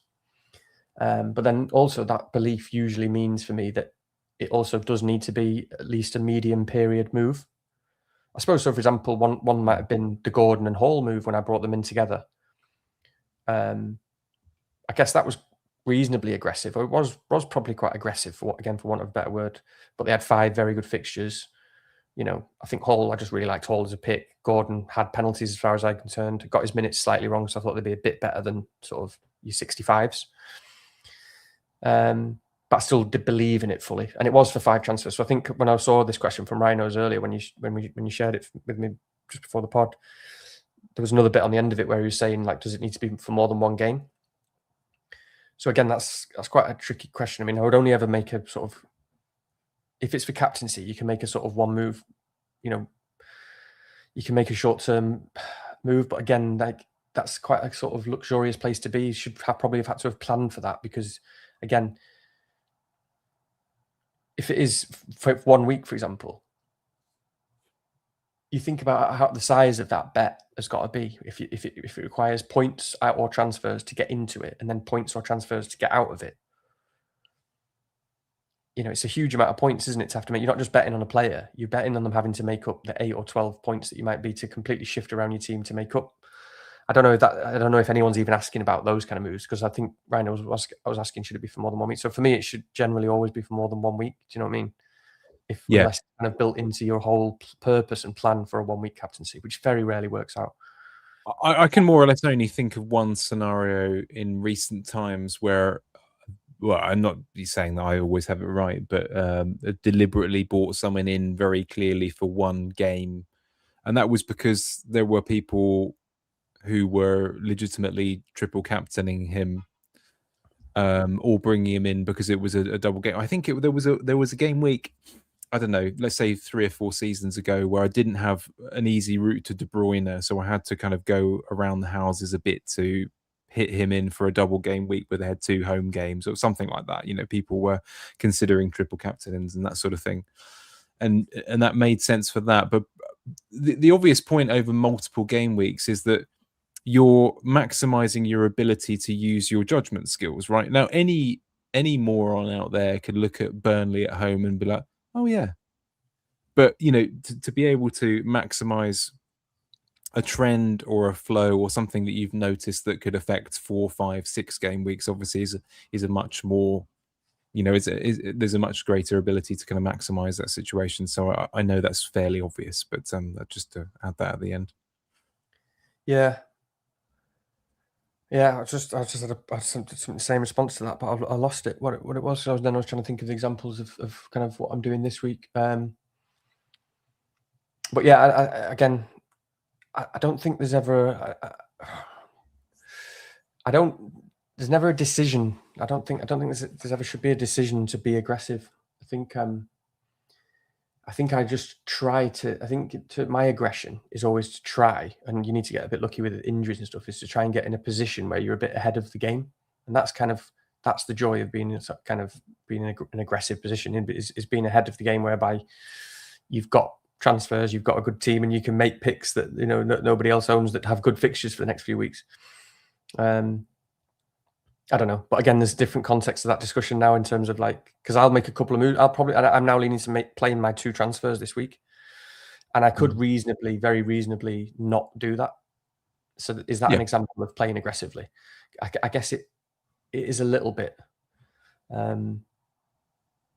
but if I bring in, say I make 2 transfers, I'll be bringing in 2 players who I'm very happy with for the next 4 weeks that go up until wildcard. And I think it's still an example of potentially aggressive play because I'm not rolling transfers. I'm not giving myself extra flexibility. I could just play, for example, a player who is on penalties and doesn't do much else. So maybe that's an example of being aggressive.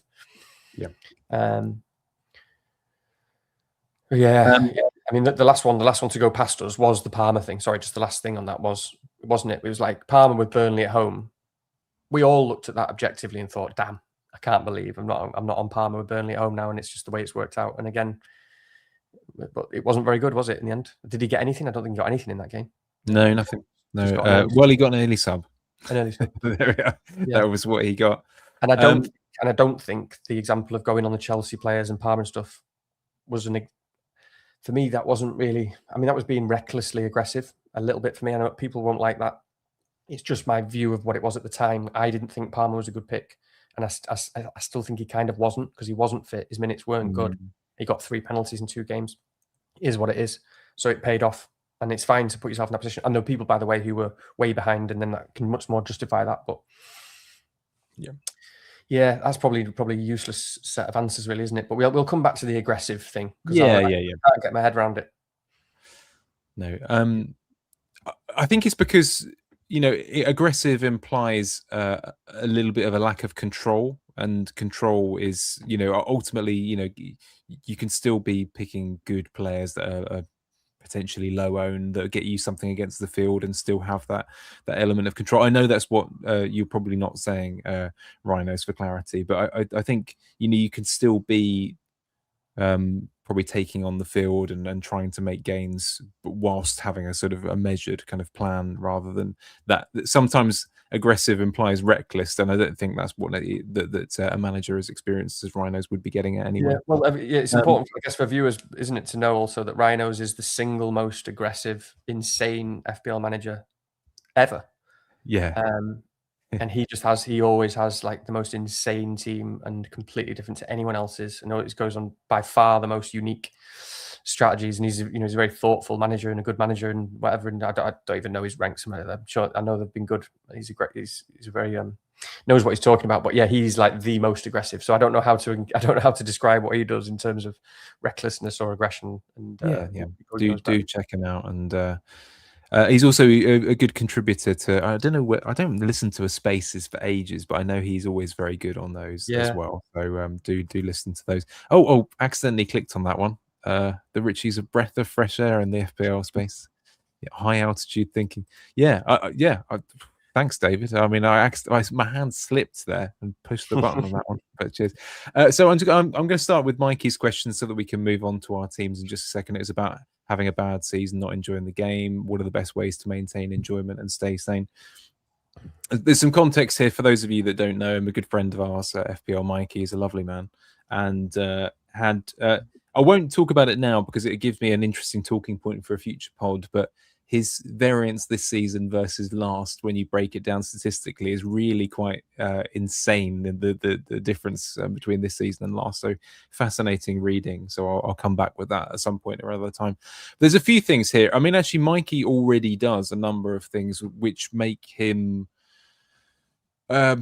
easier to access, still enjoying the game and still wanting to play whilst not necessarily having a good season. One of them, so he's in our SKLW team with Son of a Gun, and that collaborative experience, still having something to play for at this time of the season, we can't recommend it enough. So for example, our team, Son of a Gun, is in the Premier League, always have been, just to note that. And we won our first trophy last year, which is great. But I think but there's I think it's Fabio Cannavarians have just won the Premier League title, so we're in second or third place at the moment. So we can't win now, but there's still the Champions League to play for and that sort of thing. So Mikey, for example, in his position, I recommend this. You can sacrifice your team for the well-being of the SKLW team. So you can take insane risks to try and please me. That will be a good way to maintain your enjoyment of the season, I should say. But there is a kind of point in that, is that I'm a big believer. I don't know about you, Danny. I know we're both sort of education based. I can kind of turn anything into a game. I like to gamify anything to try and keep it interesting and to try and make something that I can still achieve out of different scenarios, to try and appeal to people on different levels to get them motivated and that sort of thing. And Mikey will still be in kind of plenty of cups, like our last resort league, etc. I think that starts in a couple of weeks' time, so that's obviously part of it. And the other one is a very boring one, but I know, Mikey, for example, you've got a lovely wife and a couple of kids and that sort of thing, and focusing on that and enjoying that and realizing that this is just part of a rich tapestry of enjoyment that you can have in your life. I mean, I deliberately avoid looking at football on Saturday sometimes to get, as Danny knows, to go to a play or to just spend time with someone who's much more important than any other FPL manager, I'm afraid. Sorry. It is just the way of things. So he's an intelligent man, so he'll know that, but it's worth iterating. Saying anyway. Danny, any thoughts? Oh, God. If you're having a bad season and not enjoying the game, what are your best ways to maintain enjoyment? Yeah. I mean, for me, there's always a line. I think there is for everyone. I think there's people generally have a line where the only real way for me anyway, and maybe for a lot of serious managers, is if and when you're actually able to just kind of let go and just let it go. Yeah, that's true. And I say that, I say let go, and it feels like I'm saying, let go a partner, and I suppose but it is a bit like that, actually, isn't it? It's a bit like a breakup. I know this sounds like silly, but let me just I don't know, try and say what I'm thinking. It is a little bit like a breakup with FPL, because when it's going badly, and in terms of how hard it is to let go and actually letting go, because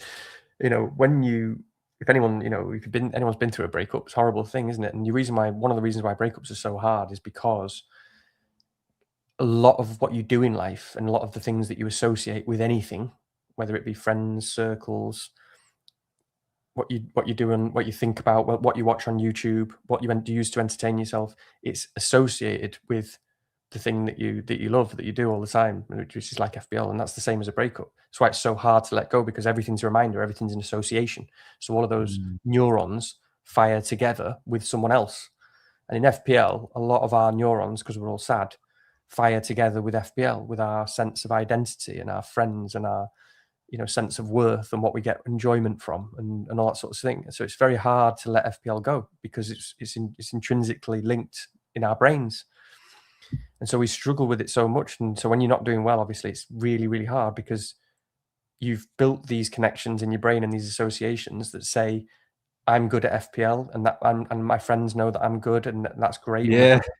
And that's why I enjoy it, because I feel like, I'm an intelligent person, I'm competent, and I get enjoyment from that. I get enjoyment from strategy and optimizing stuff and being good and making good decisions. So that's why it's a similar thing. So when you letting go of FPL is very difficult, because then you have to you can't really watch the same YouTube stuff. I don't know, it depends how you do that, but you do have to find other things that you enjoy, other you have to think, there's other fish in the sea, there are other women out there and all that sort of stuff, and then you start reading books and start thinking, oh my god, I forgot about science and history. Yeah. Yeah. What a great thing that is. What is this? You know what I mean? And so it's very difficult. But then you have to sort of still play the game at the same time. But yeah, I think like letting go is the thing for me. And then you start to rationalize it and go, well, you know what I mean? I do need to, the way to let go is rationalizing it and thinking and understanding how much luck is involved in the game, and how you shouldn't have all those ties, and you shouldn't have all those beliefs in your head, and you shouldn't have all those associations and those things that make you upset and so tied to the game, which is very difficult. And you really have to rationalize it. It makes it even more difficult because the other people who are very good managers, who are having a bad season or are not doing well, are very often invisible, because they're not there. They're trying to forget about it. They're not posting the ranks every week. So we don't see that. We just see the people that are doing really well. So it makes it even harder. But, I was thinking about for example, I'm in a mini league with some of my friends like Praz and Late Riser. They're two people who I know. I've sort of heard them talk along the lines of kind of letting go this season, because you have to, because they've struggled badly and they've had a bad season up to now, and have let go. And you could see it with Praz, for example, when he sort of really went. It took him ages, but when he really went, it's done now. It's done. Let's just enjoy it, sort of thing. And then lo and behold, obviously, you start to get some good luck, and he starts to climb a bit. And they're both doing much better now, by the way. Which is another reminder, by the way, that I always say about the biggest lesson in FPL is how long the season is. I always say that, and I'm not saying that they can expect to get top 10Ks or anything like that, but the climb that some of those guys have had has been unbelievable. I mean, I'm seeing it because they've made like 70, 80 points on me. And there's still a third of the season left, so isn't that amazing? So that's a separate discussion. Is you're always reminded when you finally do let go how long the season is. But yeah, just on that lastly, in terms of like what we always see is these good seasons. I was thinking about this recently, anyway, to be honest, about how we still don't understand as humans the sort of patterns and numbers that we see about, for example, like what being a good manager is, and the people who get lots of good ranks and stuff, and how random it is and how luck based it can be. And I'm not saying there's no skill in the game, of course, and we know there's skill in the game. That's why we'll play it. We wouldn't play it if there wasn't skill in the game. But in terms of how luck based it can be, we just see patterns of a few managers where they are good managers, but luck just hasn't quite caught up with them yet.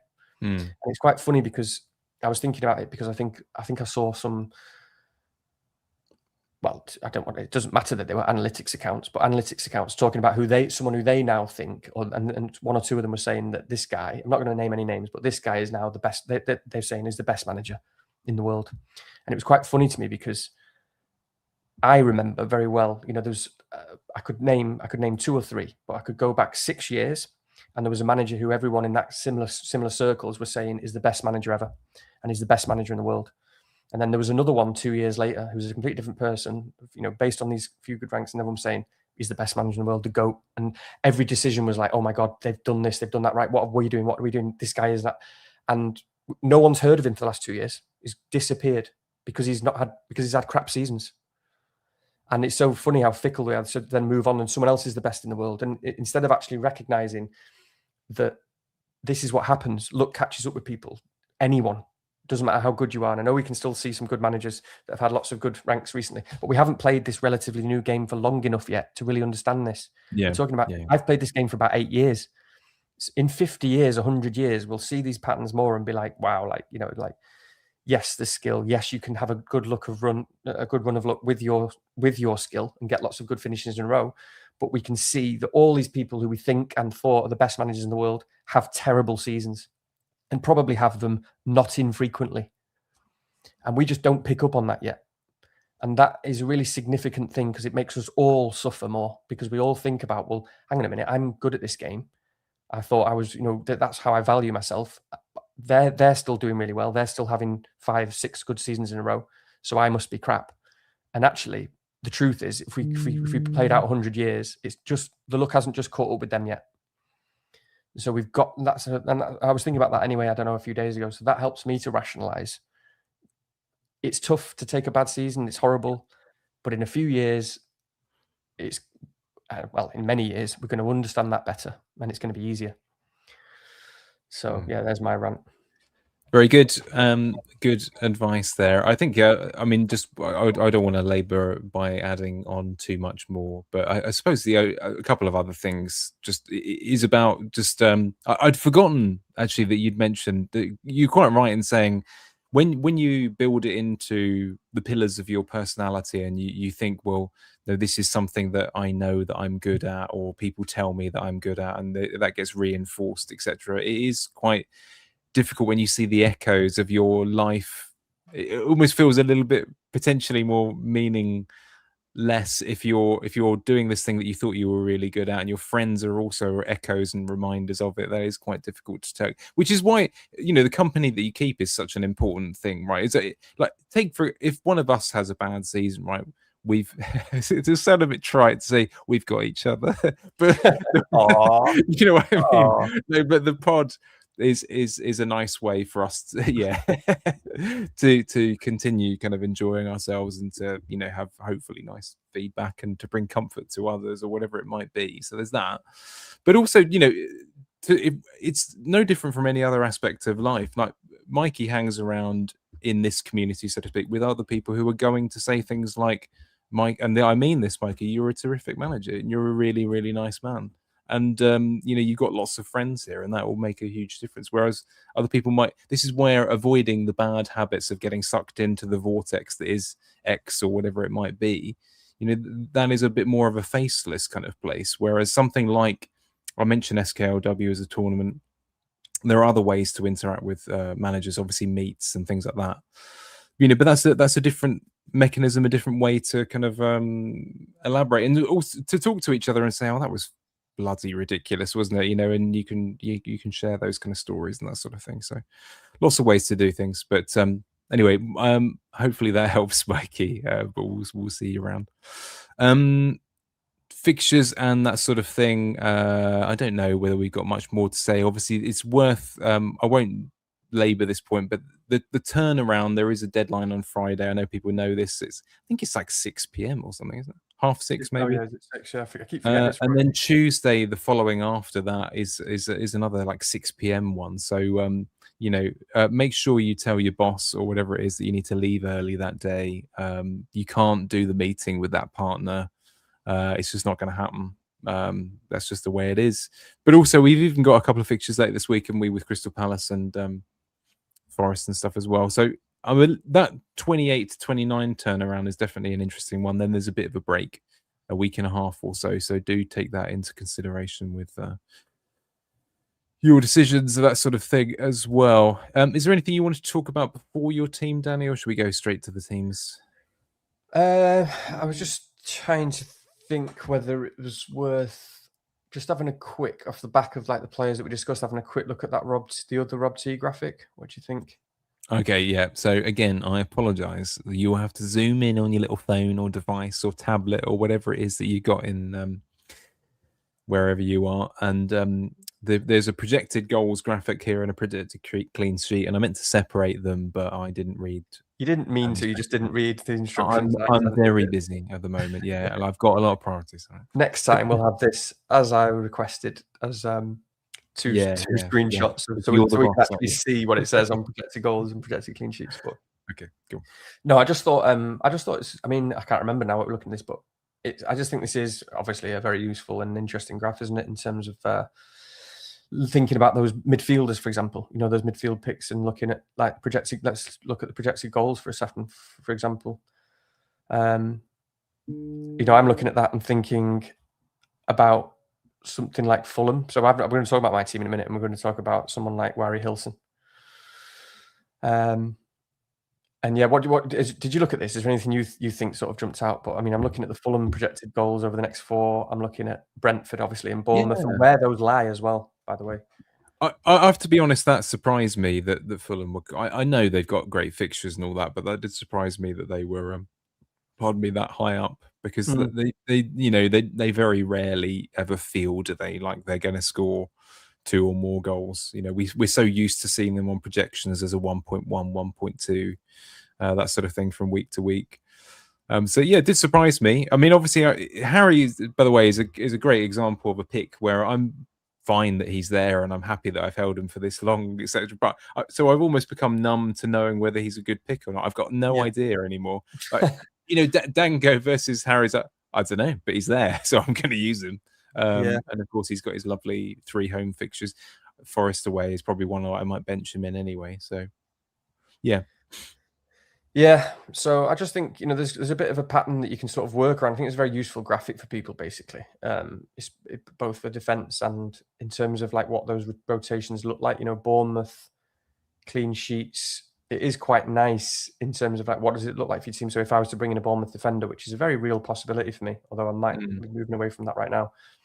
You're getting that potential. It is useful for me this week, and in 30 or whatever it says there, where they've got the best. That's their best clean sheet odds. I think it's Sunderland at home and then Burnley away. Yeah. Not fantastic for 31, which is a problem with Bournemouth, because for someone like my team, I'm actually looking at it. I might bench that defender in 31, and that doesn't feel valuable enough for me at the moment, bringing someone in who I might bench in 31. Just on that, by the way. So almost every plan I have, because obviously I have Hill now, means playing Alderete or Hill. And honestly, there's almost you could torture me, you could chain me to the radiator, you could hit me with a panel, whatever it is that you plan to do. I am not playing Alderete again unless I absolutely have to. I hate the guy. I'm sorry, Spencer, if you're watching, but the man is everything bad about life. Yeah, he's been terrible for you, hasn't he? I don't think I've actually. Don't think 5 1-pointers in 6 times I've played him. Wow. Yeah, I don't think Alderete owners have actually been acknowledged enough, because I did really like him as a pick as well. I don't know where that came from. Ridiculous versus Mukiele. So yeah, I just think it's kind of nice, and it is a reminder, for example, with Fulham and someone like Wilson, that those fixtures, like you say, like was it Forest away or something in 30? It's not fantastic, but they're just 4. I mean, they're top of the fixture ticket for the next 4. You see that and you think, look at the difference here, because again, Harry Wilson, for example, we're looking at Bournemouth there with very good numbers: 1-7, 1-7, 1-7. Fulham are 1-6, 1-6, 1-2, 1-8 for goals scored, and who's the other one we talked about? Brentford. So 1-7, 1-4, 1-8. So it's quite nice to just sort of think about it again and sort of bring yourself back down to earth and be like, right, how scared do I need to be of like that? The Dango and Sharda discussion is like, we don't really know yet what those minutes look like. We know a couple more games can tell us more about KLP, about Dango and Ramadan, about positions they're getting in, although it is scary this week. But it does fall quite nicely that you've got the players like Rice or someone who've got pretty good fixture this week. And then it's looking at 30 and going, well, actually, I do want them, though, for Wolves at home. So I've got that 2 weeks to maybe bring them in there. I know this is pretty obvious for most, especially if you like doing souls and stuff. But I just think it's a nice reminder. And then thinking about someone like Harry Wilson is you keep coming back to him because he does feel more talismanic than the other guys at the moment. And the minutes are there and the routes are there. And he's just a great pick. And I've sort of considered everyone in order this week, from Sunday, Monday, Tuesday to today, and I always find them the lowest owned guys most appealing. And then before looking at ownership, I sort of have potentially landed on maybe Harry Wilson, although that could easily change by Friday. Hey, but and this is what I mean. Like, the guy's the talisman, and these are just 4 really good fixtures. And what I like about any moves this week, where there's a lot of unknowns, and we talked about minutes and players and so on, is you're picking 1 or 2 people who you like this week, but you just like them long term. It gives you more time and more breathing space, and you want them in 31. So yeah, I mean, Bournemouth's next 3 are really nice there, aren't they, in terms of numbers? But yeah, so Yeah, I can't remember what else I was going to say there, but well, the thing that will second top for clean sheets as well. Yeah, fascinating, isn't it? Yeah, the other thing to just that jumps out to me, and when we come to my team, you'll kind of it's kind of hard to not take this kind of logic. Is let's take, I mean, Liverpool top 4 projected clean sheets, and this is an important point in my case. They outperform in projections against, say, Crystal Palace every week, even when Munoz has a nice fixture in game week 30, right? So when it comes to a little bit of, and this is what we talked to earlier, is but sort of weighing up, when you've got a DEFCON midfielder or someone who can get, 5-6 points in a given week, even without trying especially hard to attack, a situation where you've got that kind of a gain in 2 positions, it's quite hard to turn away. And that's kind of how I'm legitimizing the sort of decision I'm kind of going into. Newcastle, by the way, the other team that jumped out a little bit, because obviously the third in projected goals was quite interesting there. I know obviously we're almost definitely, I mean, I don't really ever want to pick a Newcastle player again this season, just because it doesn't really, I suppose someone like Tiao, if you're in a situation later on, a Hall or something like that, maybe, but that's just an interesting note, because I think people have obviously turned away from them, and broadly no one owns them that I know anyway. So that's quite an interesting one that might come back over the next few weeks, and especially in 31, where he's 1.9, which is the same as Villa if you are having that decision in 31 for a midfielder or something as well. I've still got as well, so but yeah. Yeah, let's go to our teams, because I think we can just about meet our 2-hour thing again. Yeah, if we could try. Yeah, I think but let's go to you first. Yeah, we've covered a lot of things, haven't we? So in terms of what's relevant to the teams, I suppose. So I can be quicker there. So yeah, so my team at the moment on here is Raya, Gabriel, Van Dijk, and Hall. A return of Hall at the moment to starting 11, Everton at home. Nice. Njai, Bumo, Bruno, Rice, and Enzo in midfield. Haaland and Thiago up front. Tarkowski first sub, and Lacroix. So I've got 2 free transfers. I've been up and down on lots and lots of things. I've got lots of options. I mean, early on, like last week, I was thinking I really liked Verts. I could afford something like Enzo and Rice to Verts and Dango. That a lot of people talked about that move as an option that you think about. And Verts has gone down on my sort of radar a bit now after that back thing, but also just like I think he's a great pick, but also there were just lots of good picks anyway. Like, do I need him? Do I need that kind of expense and Champions League and so on? Then sort of focusing probably a lot on the Brentford guys stage, and I could still do Enzo to Sharda in one move, exact cash. So obviously I could also get Dango for anyone. I'm keeping Njai at the moment. I'd like to keep Njai at the moment, although I can't stand my Everton pair. Obviously, I can't stand them, and it doesn't mean for 1 second I believe that they're going to get anything from Burnley at home next week. But Tarkowski and Njai have both got Burnley at home next week, and as always, it's just nice to have 2 players that not many people own, and they've got a very good fixture. And one of them used to get DEFCON until I owned him, and the other one takes penalties. So I'm going to keep them for that, because it's just an opportunity.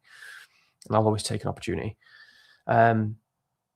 So then it's sort of looking at the Brentford guys, and then it was like, well, I can't really decide. And actually, maybe I just sell, because Lacroix, it's a bit annoying because I could have done this move last week, but again, I wanted to give myself options, and Verts was still an option then, but I could have done Lacroix to Anderson last week, and I'd probably be like 3 points up on that. I don't know what Anderson finished on last week, but I think he got DEFCON, so I'd be up on that now, and I might still make the same move. Then I was like, actually, do really like the Bournemouth guys, Senesi or Hall. Is it Hall? No, Senesi or what's his name? James Hill. I was talking about Hall. I just had Senesi or Hill. And it's just I know you know this, by the way, but I'm just going to reiterate in case anyone else is considering it. It's the only thing with Senesi's got 8 yellow cards, isn't he? Is that right? Exactly. Yeah, I was going to say that. Yeah, good point. Yeah, good point. So he's on 8 yellows, so he'd have to sort of pretty much get booked in the next 2 for it to matter all that much, because I'd probably bench him in 31 on the way on if I was taking that path. But yeah, And you get, again, they've got Sunderland at home. It's that fixture that for a long time people have ignored, whereas the models are screaming at you. Like, I'm seeing like Senesi's massive on the models this week, and I'm now realizing that they're obviously right on Sunderland to go early because Sunderland have been crap. So that does look like a nice fixture. However, it's still Bournemouth, it's still Sunderland. Clean sheets are hard to get. And then they would have Burnley away in 30 as well. So it's sort of worked okay. But now I'm like, hang on a minute. When I'm looking ahead, I'd probably still play Tarkowski. For my team, that would end up with a choice between Tarkowski at home to Chelsea in 31 or Hill or Senesi, who they've got in 31. Someone not very good. Man United. Yeah. So I'm it's like, a difficult fixture. Yeah, so I'm like, do I really want to be potentially using up a transfer to bring someone in that I'm not even going to play in 31? Although it's appealing, because again, it's way more appealing than it used to be because of the DEFCON and stuff. You do feel like it's actually a really solid person to bring in this week, potentially a Bournemouth defender. By the way, that I think the third for XGC conceded at home this season, which is surprising. So it's like Bournemouth are way better at home. So it's kind of appealing to sort of just slip in a Bournemouth defender and then make the decision. But then I'm like, if I'm really not sure, like I probably will just go back to Anderson, Fulham Anderson, because I absolutely want him in 31 anyway. It's just I don't really have much faith in him in the next few. And Fulham are hard to have faith in defensively anyway. But Tottenham have got a new manager. I think they've got West Ham after that, have they? And West Ham have impressed me recently. So I don't really. But then again, a lot of this stuff recently has been like kind of when it comes to defenders at the moment. For me, it's a bit of like forget what you feel and what you believe in. I'm like, I'm okay to just kind of go with the numbers and just be like, and go with the DEFCON, and you could just get lucky. And it's enough for me when I'm going to play him in 31. So, and then I'm like, because obviously any of those moves for a defender, for Lacroix, by the way, and all of this is in the context, like you said, that Lacroix, if I kept Lacroix, he does have Leeds at home in 30, which is decent. It's okay. But yeah, all of these moves for a defender from Lacroix would obviously mean being able to bench Enzo this week, keep him, play him in 31, potentially have that extra transfer. When I look ahead to that, though, one of my issues is there aren't many players you really want in 31, and one of them is Wilson, to be honest. Like, it's just, he's never really appealed to me that much, Wilson. I don't feel like I really want him, really need him or anything like that, but it's starting to feel more and more silly. Like, the guy is really good. And you've got to put yourself in that position. You've got to put yourself in your shoes in 31 and look at it and go, do I really want to be going into that when hardly anyone's got anyone? And I've not even got Wilson at home to Burnley, because Raul Jimenez is less appealing now with Muniz, coming back and looking like, it's not looking as good for his minutes and stuff. So anyway, that then leads me to sort of say, well, actually, this is an example of aggression. Nice circle here where we feed back to the beginning of the pod where I go, well, actually, I could just use both my transfers, do Enzo to Wilson, for example. And this could change. It could be someone else. Could be Dango or anyone, but Enzo to Wilson and Lacroix to Anderson. Play them both. 4 players, top of the fixture ticker. Take it through to 31. Happy with them both. Hope they don't get injured. Also means I can bench Njai this week, which is always scary, benching a penalty taker. But Everton have been so crap, so frustrating to watch. That is an example of aggressive play, if you like, because it's perfectly fine to keep Njai, keep an extra transfer, keep flexibility, play a penalty taker. But I quite like bringing in 2 players that I get for 4 weeks. I get them in 31, and they've got a good fixture this week. Might just go for that. And so, yeah, go for Enzo and Lacroix to Anderson and Wilson, something like that is what I'm thinking at the moment. Yeah, I do like that, because, of course, then you can bench your 2 Everton players, have the Burnley fixture, and then... Is that right? Yeah. So they're in 29, and then effectively you've got... you probably want to do something in 30 realistically, won't you? And that's a week where Bournemouth and Brentford, you'll know more. Exactly. And they've both got a nice pair of fixtures, relatively speaking. That's like yeah, it's, that's like the logic Rice. checks out. Yeah, that's like Rice and Njai to like Tavernier and Sharda or something if I want that week. I think, yeah, your defender decision is... I mean, you could go either way on that one, couldn't you, really? But I think Anderson just does feel slightly more robust. Again, he's another one of those picks, a bit like Wilson, where he's been there for so long. I don't know whether I've got a view anymore. But I think he's been there for the whole season. Might be wrong. but yeah, you know what to expect there. And I mean, actually, I don't know whether I'm using him myself this week, so we'll come to him in just a second. But yeah, I think that's a really good idea. It's hard to argue against that, I suppose, because if you do one transfer this week with anyone, you're going to be playing someone you don't especially want to play anyway, aren't you? So I suppose Njai would still play, right? And if you did one move, you would probably just bench Enzo, right? But yeah. And it would be an easy roll for 29 unless you get very unlucky. You'd have to be because you'd have a deep squad then as well. Yeah. So fingers crossed. Yeah. Okay. I'm just looking at the fixtures for some of your fringe. But yeah. You'd be fine. Like it. Well, I like that for what it's worth. Plus, it's a quick turnaround. So it's one of them where it's like, yeah, it's one of them where I've only got to get to Tuesday, and I know this doesn't really make any logical sense, but if I can get through Tuesday's deadline, which is in a few days, it's in less than a week, you are back to 2 transfers. Yeah. That's kind of where I'm leaning with this lot. So actually, do you know what? We've managed to avoid captaincy through the whole discussion, by the way, as well. Oh, shit, I mean, for what it's worth, I've left. Mine's just a hangover captaincy, so it's not an active decision. But let's come to that as our kind of final word. Let's just get this team out of the way because it shouldn't take too long. So initially, sorry, I'm going to read it out. I'm trying to be fast now, and I'm not going to make it. I don't think. The goalkeeper. I'll be interested to see who you would pick out of these two. I'm not. It's one of those dangerous Saturday morning decisions at this rate. Dubravka with Brentford at home versus Sanchez with Arsenal away. Anyway, team on the pitch. Anderson with Tottenham at home. Gabriel and Hill. Wilson, Bruno, and Mbuemo and Rice. Thiago, Ekitike, and Haaland, who says captain at the moment, but we'll come to that.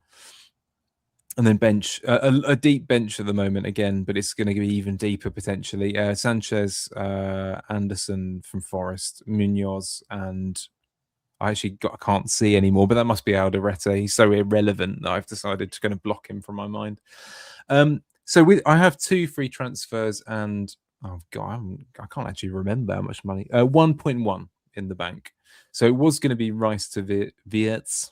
Depending on where you lean on that one. But I think given I have probably enough of an excuse now to just take a step back and think logically about that, I'm quite happy enough actually. Rice might well just sit there until 30 now. I don't know. We'll come back to that week on week, but he's obviously fine.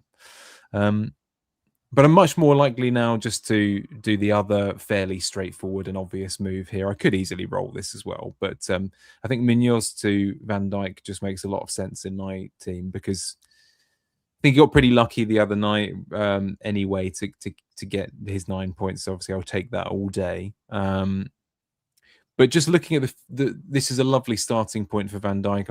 Would still enable me to roll a transfer. It just makes a lot of sense to me. So it's one that I like. Every algorithm under the sun would no doubt suggest it as well. But I would play him and then I would find someone to bench. Now, the question is actually whether that's worth it. But wouldn't you logically bench? Some people would bench Anderson, some people would bench Hill, and some people would bench Rice. I guess it's between one of them, isn't it? But I think I probably would just about bench Anderson in that. But again, that's a little bit of a question mark. Yeah, I think I'd just about lean that way, but it is very difficult. It's only, it really is hardly anything in it. I'd be very happy to play him. In fact, I might still. There is a scenario where, I know that some people would think that Rice isn't a terrific game for him. I don't know. I think, it's. I mean, Rice, you expect him to DEFCON against Chelsea because it's going to be a bit of a battle. And Chelsea, I think, are the worst team in the league for defending set pieces, and he takes set pieces and some of the corners. I saw that the other day. Yeah. And I mean, just looking at what they did against Burnley for that goal against the corner was, laughable. I mean, imagine that was Arsenal; they'd score every single time. So I'm not, I do think this, Rosenior, I can't really see. I can see Rosenior being the sort of guy who he focuses on a lot, but he's not interested in corners and set piece type stuff. So, I mean, I do think it's a particularly decent game for Rice, actually. So that's worth saying. I think this is one of those teams, by the way, if I had one free transfer, I'd probably roll it. But I think given the Munoz blanks later, he's got better projections for the next games coming up anyway. It was mainly for that pair of lovely games that's just gone through. So I think I can just about justify it, but it is maybe a touch luxury to do Munoz to Van Dijk, but I'm fairly certain I'm going to do definitely that. luxury, but yeah, I can understand it. But yeah, goalkeeper, any thoughts on that? I mean, I know that neither of us really care about these. I actually started the week quite heavily on just thinking, well, Bob is a kind of 2 or a 12 type situation, and maybe it's just worth rolling the dice. But as you say, I did look at the Chelsea at bottom of the clean sorry, what did you say, set pieces and that sort of side of things, the corners, which puts me off a bit with Arsenal, obviously, for obvious reasons. But yeah, winning against with the Thiago Dubravka split is kind of baseless as well, isn't it? So can't really win here. no, I think I would be on Dubravka as well. To be honest, that's just my gut reaction. I can see. I mean, Dubravka has been doing very well this season, getting a lot of saves. I can see him getting a lot of saves. The only thing with Sanchez is normally I would quite like that sort of thing. It's just that I sort of think broadly, you don't necessarily see that game as being full of shots. Like, you don't see Arsenal battering teams with shots anyway. You just think that Sanchez is going to face a load of brutal free kicks and set pieces and be bullied in the area. And, he's not going to save any of those. He's not going to save the 3-yard Gabriel header. It's just going to go in. I don't know if there'll be loads of saves there. And then even when you've got a decision like this, might sound silly, but you sort of think, who are the penalty takers? What if they concede a penalty? What would it look like? And then Arsenal, I can't see Gyökeres ever missing a penalty. Yeah. That's true. That's a good point. Yeah. So yeah, I think I'd just go dub. The dubstep. Yeah, the dubstep. Yeah, and then this is Captaincy. really annoying. I'm going to answer the door. Just give me if you wouldn't mind giving a moment on captaincy, I'll be back with you. I'll try. I hate it when Richie's not here, which he pointed out to me himself the other day, but I think I've realised why that is, and it's just because I'll bore you with it for a second, but it's because I've realised that I can't focus unless I get feedback from something. It's part of like attentional issues. So that's why when he's not looking at me and he's pulling faces, I just completely lose train of thought because I rely entirely on Richie's feedback from his face to talk. Okay. I just thought I was explaining why I don't like it when you're not here, Rich, which I should probably explain to you. You can watch it. We're like an old married couple, aren't we? I just get feedback from your face. That's why you're always distracting me and stuff. It is quite expressive, I've been told. Yeah. But yeah, I didn't get to captaincy. But I honestly, I do really like Haaland this week, and I think he's a really good captain, and I do quite like the matchup and stuff like that. And it's not like I'm sort of absolutely convinced by Fernandes at all. I'm sort of leaning there because, again, in a position, it's sort of the free risk thing of it is a position of there will be a lot less people on Fernandes. It helps a lot that he blanked and did nothing in the last game, obviously. But I can't ever, and this is a bit of a blind spot for me. People say things like, "Oh, Palace are in bits, like it's a great fixture." I don't and can't ever view Palace as a great fixture. Rightly or wrongly, I just don't think it is. Now, it doesn't mean that I'm not going to captain Fernandes. It's just the way Palace is the system, isn't it? It's in their blood, generally. Sometimes they collapse, and it's very unpredictable when they do. But it's in their blood to just be like a robust, sort of efficient, systematic team in the 5 at the back.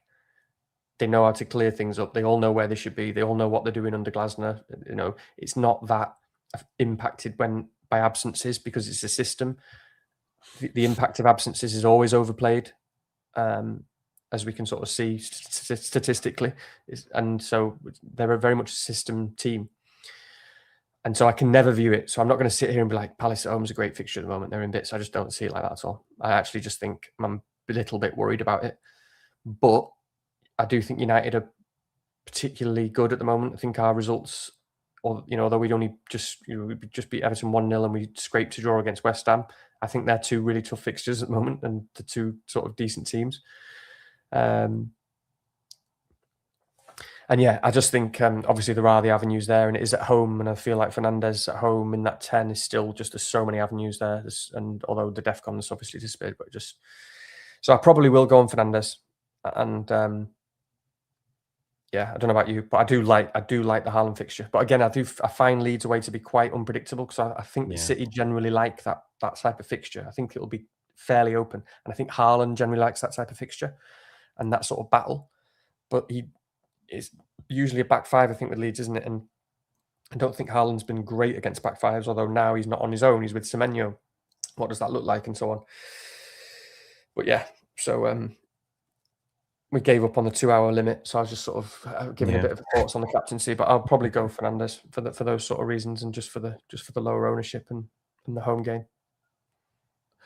Yeah, I'm not sure I've got a great deal to tell you the truth. Sometimes, some weeks you have to concentrate your energy on one thing at a time, and for me, I just wanted to kind of fix the kind of transfer plan fairly clearly. This one, I think, I'm with you. I don't especially love that kind of, like, Leeds always it just feels like a difficult place to go, and they can turn it. There's no, obviously they conceded 4 to Arsenal recently. It was a very different kind of proposition and team. And I think someone said it actually earlier on here, is that, yeah, here we are, Leeds a bit of a coupon buster at FPL. You always fancy them to scrap it out. They've got some fight in them in a way that I don't necessarily see in some other teams. So that's what's going to keep them in the league, very probably. So it would be quite a difficult leave on him. I'm not, if I'm absolutely frank, I'm not especially convinced by anyone this week. I don't. It's not one that stands out like a sore thumb as being as a whole. I would probably take a good, I know that most people would anyway. I'd take a 10 as opposed to a 15 or a 20 kind of like level of return this week. Yeah. And the other thing with City is I do find City quite hard still to read, because I still find it quite hard to adjust, because like they're still not the same City that they have been for so long. So I don't really know what they are, but like for so long under Pep, like City were a team where you knew that if they clicked, which was like 70% of the time, they could eviscerate anyone. And then they don't eviscerate teams now. It's much more of a graft of a process. So they've got this brilliant talisman, but it's not that same dichotomy now. It's not that same kind of, you know what I mean? Where I'm just thinking, do they eviscerate Leeds? I'm not thinking that at all. I'm just thinking, yeah, do they win? Do they play well? It's a bit more business-like, isn't it, at the moment? Yeah. I know what you mean. Cool. Okay. Well, I guess we should wrap it up there. We'll fill you in if you're viewing about next week, because obviously it's a very tight turnaround again. So we'll be clear about our kind of plans, etc. But Tuesday night is the next deadline. So Tuesday, game week 29. So that'll be a tight one. So worth. I mean, this is why in a situation like mine, keeping a transfer back is always pretty handy. Cool. Okay.